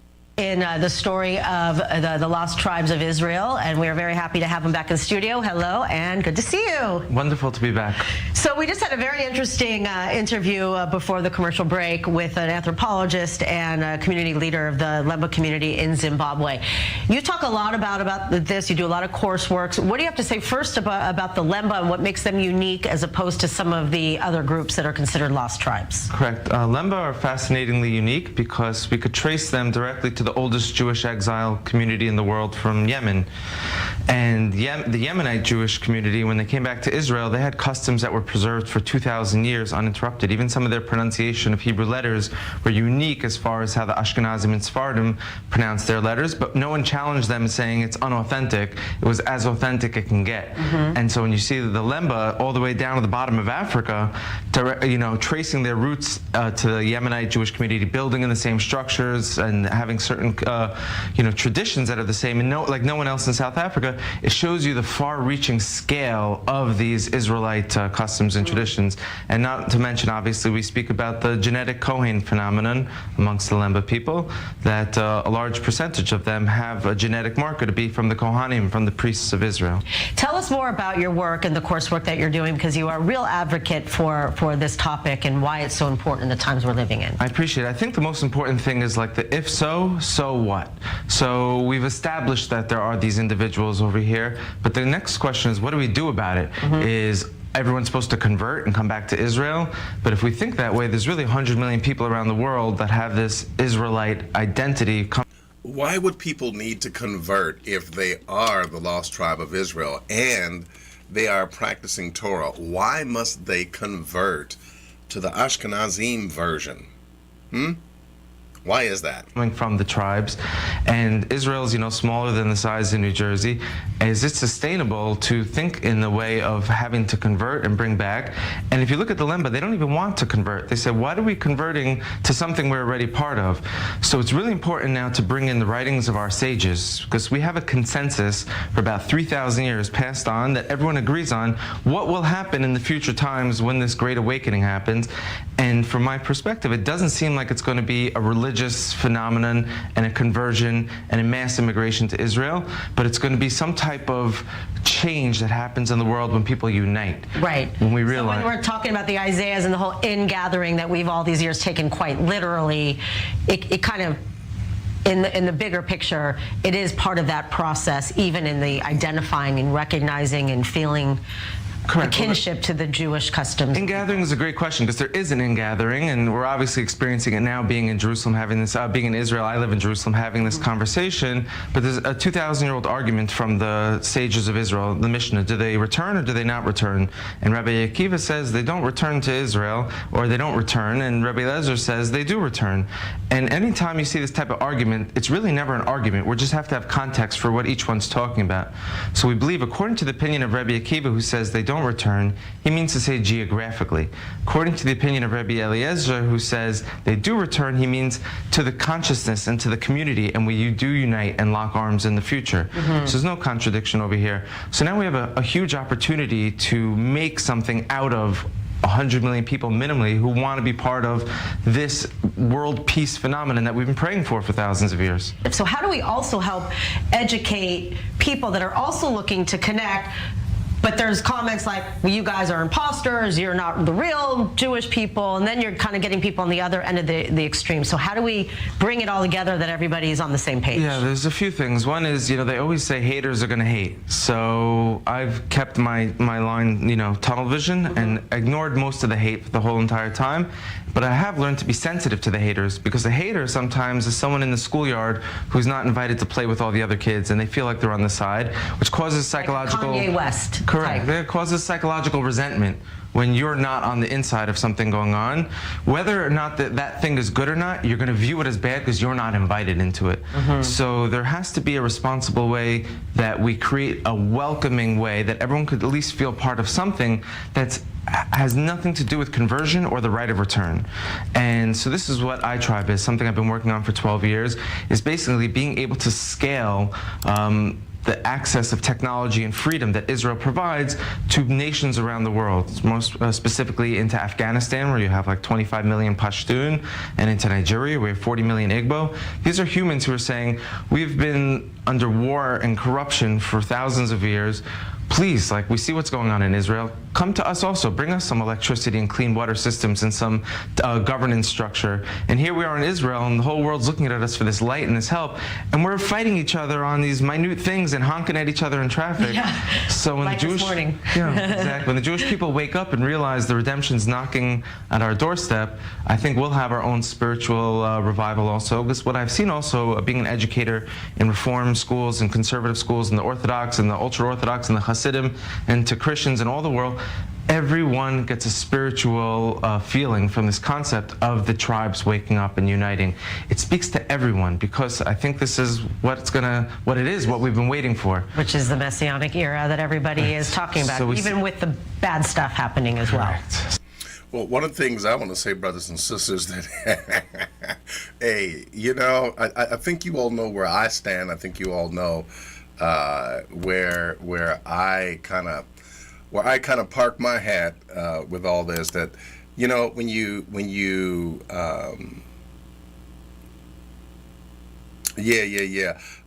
Maury Yeshaya says that he debated good old Harry, and that I do want to see that. By the way, I do want to see that debate. I would love to see that debate. And if that's around, if I don't know if you could send us a link, my brother, but I would love to see that.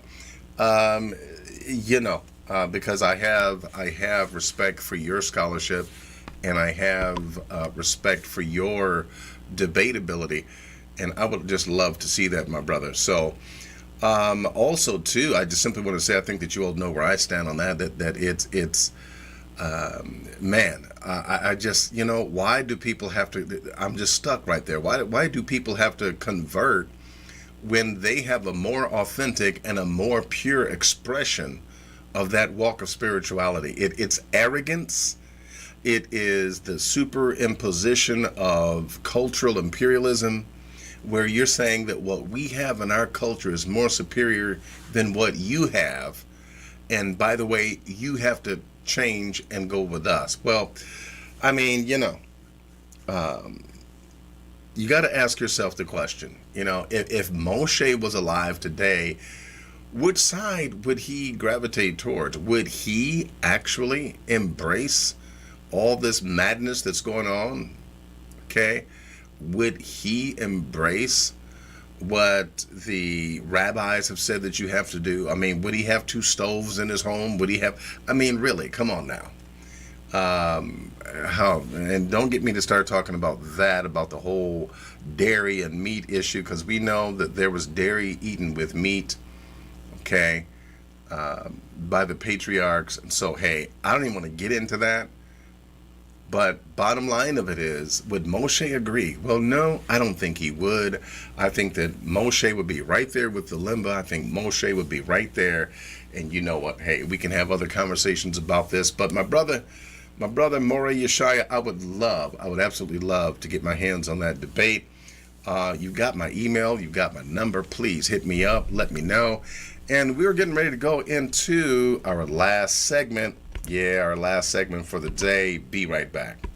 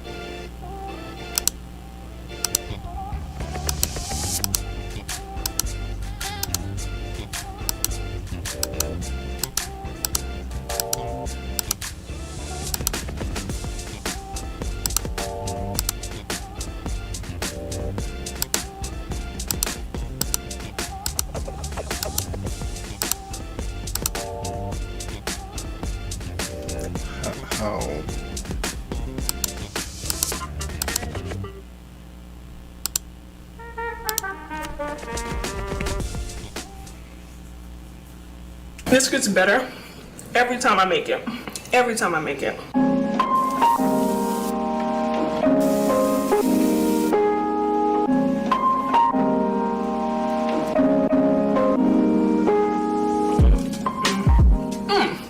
Hello beautiful people, welcome back to my channel. In this video I wanted to show you how I make my, I've already been digging in. But I wanted to show you how I make my delicious creamy harissa butter beans. They are packed with protein, fiber, and it's an anti-inflammatory meal. Love it. I know that I've seen some requests for more anti-inflammatory meals. Yes. So this is the start to that series that I wanted to share with you. If there are any ingredients that you see in this recipe that maybe you're not a fan of or you're allergic to, be sure to check out the recipe. It'll be linked in the description box because I'll have suggestions on substitutions that you can use. So without further ado, let's get into this delicious dish. I've made it. This is my 4th time making it, and I hope that you enjoy it as much as I do. So let's get into it. Okay, let's get into these ingredients. You should be able to find most of, if not all of them, at your local grocery store. But the main ingredient here that we'll be using are canned butter beans. Sometimes they do come in a box. You just want to drain them and rinse them. But if you would prefer to use dry butter beans and then soak them and cook them, you definitely can. I would just recommend getting low sodium ones like this. The next main ingredient for this dish is harissa sauce. If you're unfamiliar with harissa sauce, it's made up of peppers, chilies, garlic, oil, warm spices, but it has like a peppery tomato-like taste. I use mild harissa sauce because I can't handle too much spice, but this does. My brother Michael Charles Marsh, I agree with you, man. I love butter beans. I love butter beans. I love lima beans. And you know what? With my Instapot, man, I will cook up some beans in a minute and make some cornbread. I love it, love it, love it. And my aunt actually taught me how to make oxtails. Oxtails with white beans. Oh my goodness, man. You talk about some good eating, boy. But she taught me that back when oxtails were really reasonable and like they were cheap. Nowadays, man, the price has gone up on Great Northern beans or white beans, and man, I was saying to my brother Adrian that Great Northern beans, white beans, man, you make some oxtails. Oh my goodness! But the price is going up on oxtails. But I still love it though, y'all. I loves it. Does also come in various heat levels, so it's completely up to you on which one you choose. I also included sun-dried tomatoes in this dish. The one that I use for this recipe does come in oil. I just removed them from it, but I feel like those have the most flavor, which is why I tend to get them. Of course, I had to have a leafy green in here. This is my favorite type of kale. It's a dino kale, but you can absolutely use curly kale or spinach if you'd prefer. Now, what is a recipe without these two? I love me some shallots as well as garlic. If you can't find shallots or you just have red onion on hand, you can also use that instead. A little salt and pepper to taste. Y'all see what I did there? Okay. Also using nutritional yeast. She's so funny, y'all. Y'all see what she did. Which has a nutty cheese-like flavor. Also high in B12. But if you're not a fan of nutritional yeast, you can definitely just use plant-based Parmesan. This is the brand that I used. However, there are so many brands of nutritional yeast out there, so just use what you can find. Now, y'all knew garlic powder was gonna be in here. I'm also including red pepper flakes for a little kick. And to make this dish creamy, we're gonna add vegetable broth as well as a dairy-free milk. I'm using soy milk. However, you can absolutely use coconut milk, almond milk, a cashew milk. Just make sure it's unsweetened. I use soy milk for the added protein. And now that we've gone through all the ingredients, it's time to prep them. So I just started out by mincing my garlic. You can also just buy pre-minced garlic if you want to. I just had garlic on hand, so figured I'd do it on my own.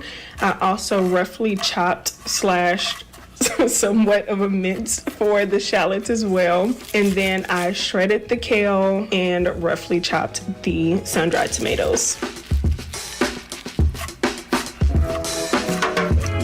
Looking good.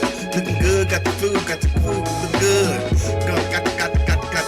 the chop. Got the sun-dried tomatoes. Yeah, I'm gonna cook cause I'm able. Yeah, I got the shallots. I like them, I love them. All right, so most of the time-consuming part is out the way. The rest of this is gonna fly by for you. We're gonna start off by cooking up the shallots. I swear these stainless steel skillets do not play when it comes to heat. Anywho, after sauteing those for a bit, add the garlic. We're gonna cook those for about a minute or two. Just be careful not to burn them. You don't wanna burn the garlic. And add in the chopped sun-dried tomatoes. By the way, my aunt is not Jamaican, but that's the way that she taught me how to make.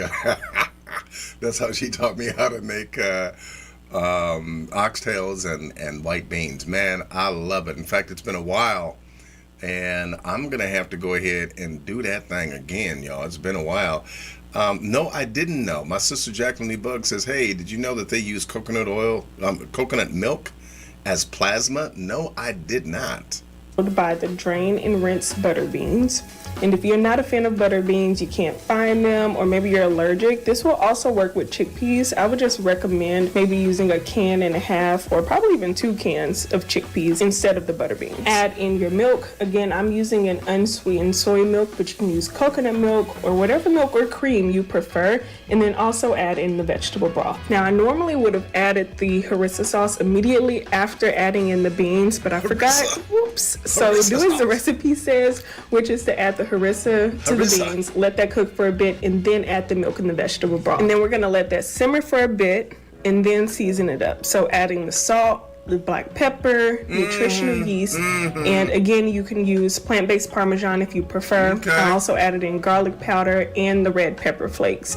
Though I have measurements for the seasonings and spices, please just adjust to your liking. You know, add different seasonings if you would prefer. You really want to make this your own and cater to your taste buds. By now it should have thickened up a bit. You're going to add the kale or spinach if that's what you're using, and mix that really well.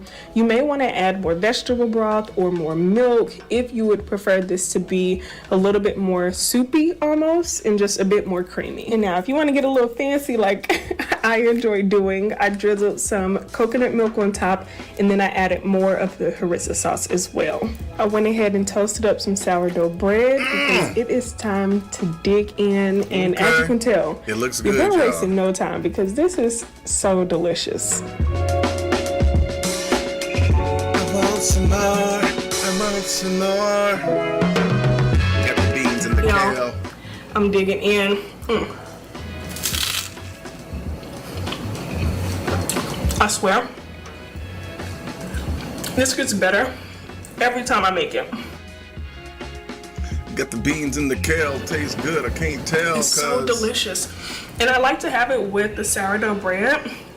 It just does something, okay? It just does something. But I hope you try out this recipe. Give this video a thumbs up. Let me know in the comments what you think about the recipe, if you plan to try it. And if you do try it, come back and give me an update. I would love to hear from you. I will see you in the next video. Okay.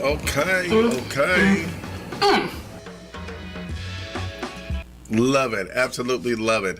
Maura Yeshaya, if you could call in, that would be wonderful. And I want to say to each and every one of you, we are coming close, swiftly approaching the end of our Shabbat morning coffee. And I want to say to each and every one of you, hey, it's been real, it's been wonderful. And one of those things that I'm trying to read this. Yeah, Michael Charles Marsh, man. I know, right? Some chicken. Now, it seems like with the white beans, I'd want to add like some chicken, especially with the tomatoes, the sun-dried tomatoes.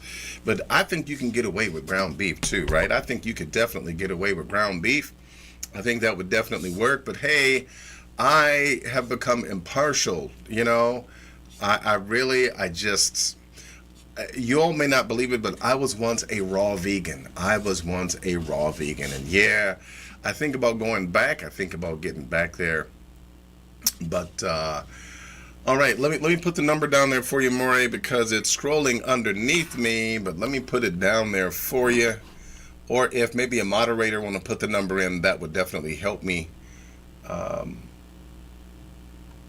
And we will go from there.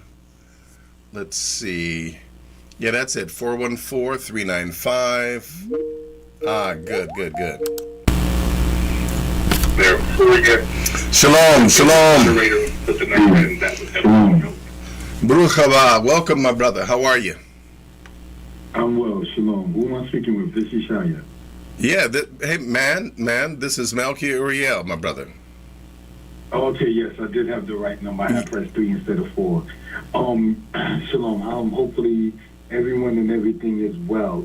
Regarding the gentleman that we spoke about earlier and say within the debates, this was some years ago, and I do happen to have it on one of the files. As time goes along, I'll sit there and bring it out and post it on my platform and send a link and email and so forth and so on. Great.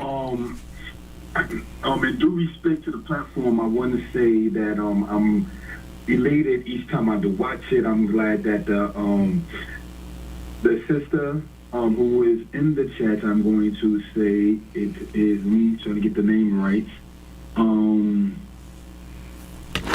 The sister Kanaya is the one who actually sent me the link, and then I wound up being connected to other people within the chat and so forth and so on. Oh, excellent, excellent, excellent.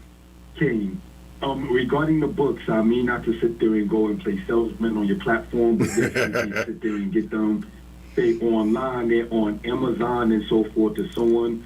One will go and simply type in the name Vincent Hutchinson to get the bigger ones, or Yeshaya Israel to get the indexed ones, or the ebook ones and so forth.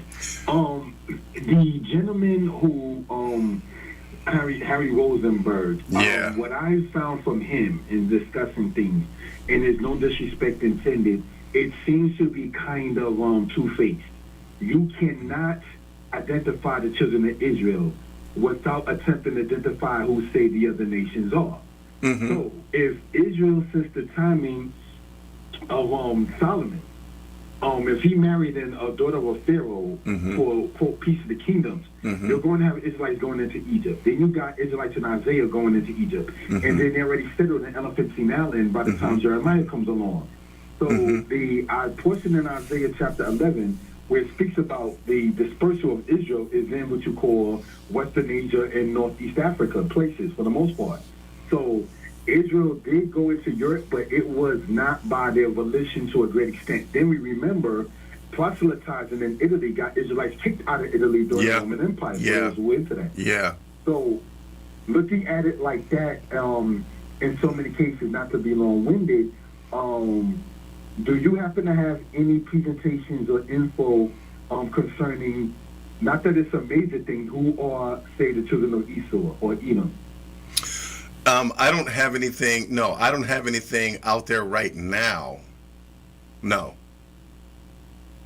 Okay.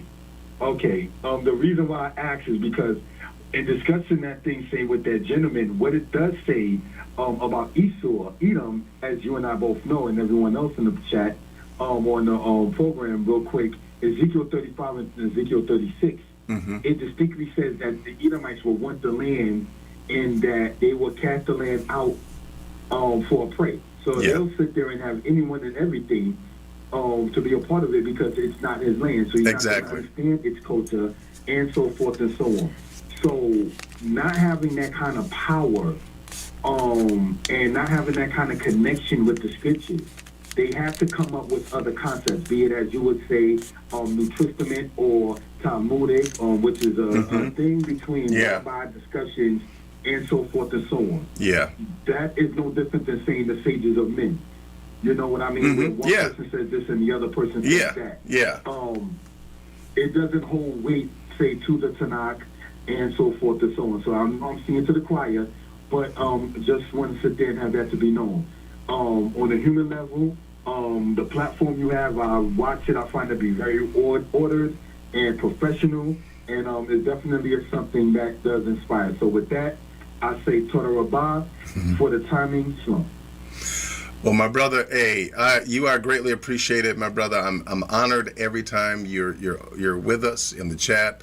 Once again, I have respect for your knowledge. I have respect for your scholarly abilities. And man, I mean, hey, you're a good brother. I appreciate you. I praise the Most High for you. And, I want to collab with you also behind the scenes and us even, get together and do something. Okay. Even on this platform, because this is a robust platform, as you see, and there's a lot more that we can do on this platform by way of doing a workshop, doing a little conference, if you will, a meeting, a powwow. There's a lot that we can do on this platform. So with that being the case, I would love for us to collaborate, and I would love for us to do something, to come up, with something where we can possibly just kind of work together on some things, Respect it. So this would be the same number if I were to reach you when not on the platform, the same 414? Actually, I want to give you my personal number. Okay, I'm ready. Well, I want to do it. Oh, yeah, let me just do it because other people are going to see these videos, and there may be someone that I don't, that I don't want to connect Okay. with on that personal so let me level. give you my email in the chat. Okay, that'll work, And my I brother. appreciate that. All right, all right. All right, well, peace and blessings to you, my brother. Love and respect. We'll talk. Same to you. All right, my brother. Shalom. We'll talk. Yes, yes, yes. All right, all right, all right. Thankful for my brother. And he's going to give us that in the check. And let me see here. Oh, there was a video link that I sent that was not working properly. Let me see if I can send it again. And let me see here if there's, let me go here and let me see if I can maybe see why this link is not working. Okay, let me do this. We're going to go ahead and do this, and let me see if that will then work. All right, try that link, and let's see if that will work. You may have to copy it all and put it. In fact, let me test this out. Let me test this out and see if this link will work. Okay, I see a problem there already with the link. Okay, give me just a second, fam.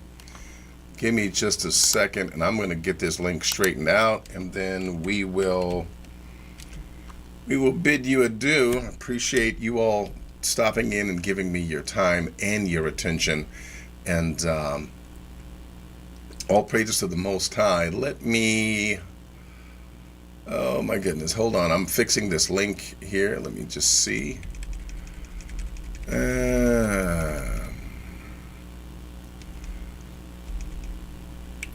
Okay, give me a second here. I think I know what needs to happen, and we're going to go ahead and do that. And let's see if that works. And you know what? That still didn't work. So, looks like we're having a problem giving you that link.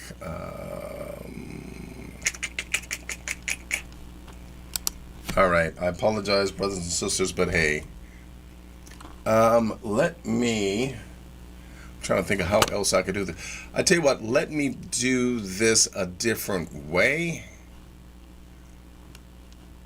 Let me see if I can't go backward. I'm apologizing, my brothers and sisters. I'm trying to get you this link because you all asked for the link. So give me just a second here to make this good, and then we will. Yeah, let's see here.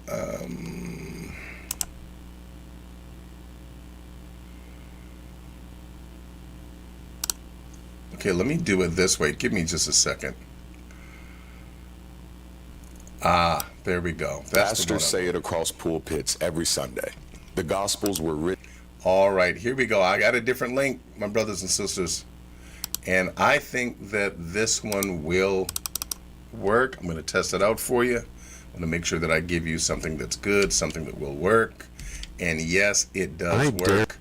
So that being the case, a completely free I'm going to give you this link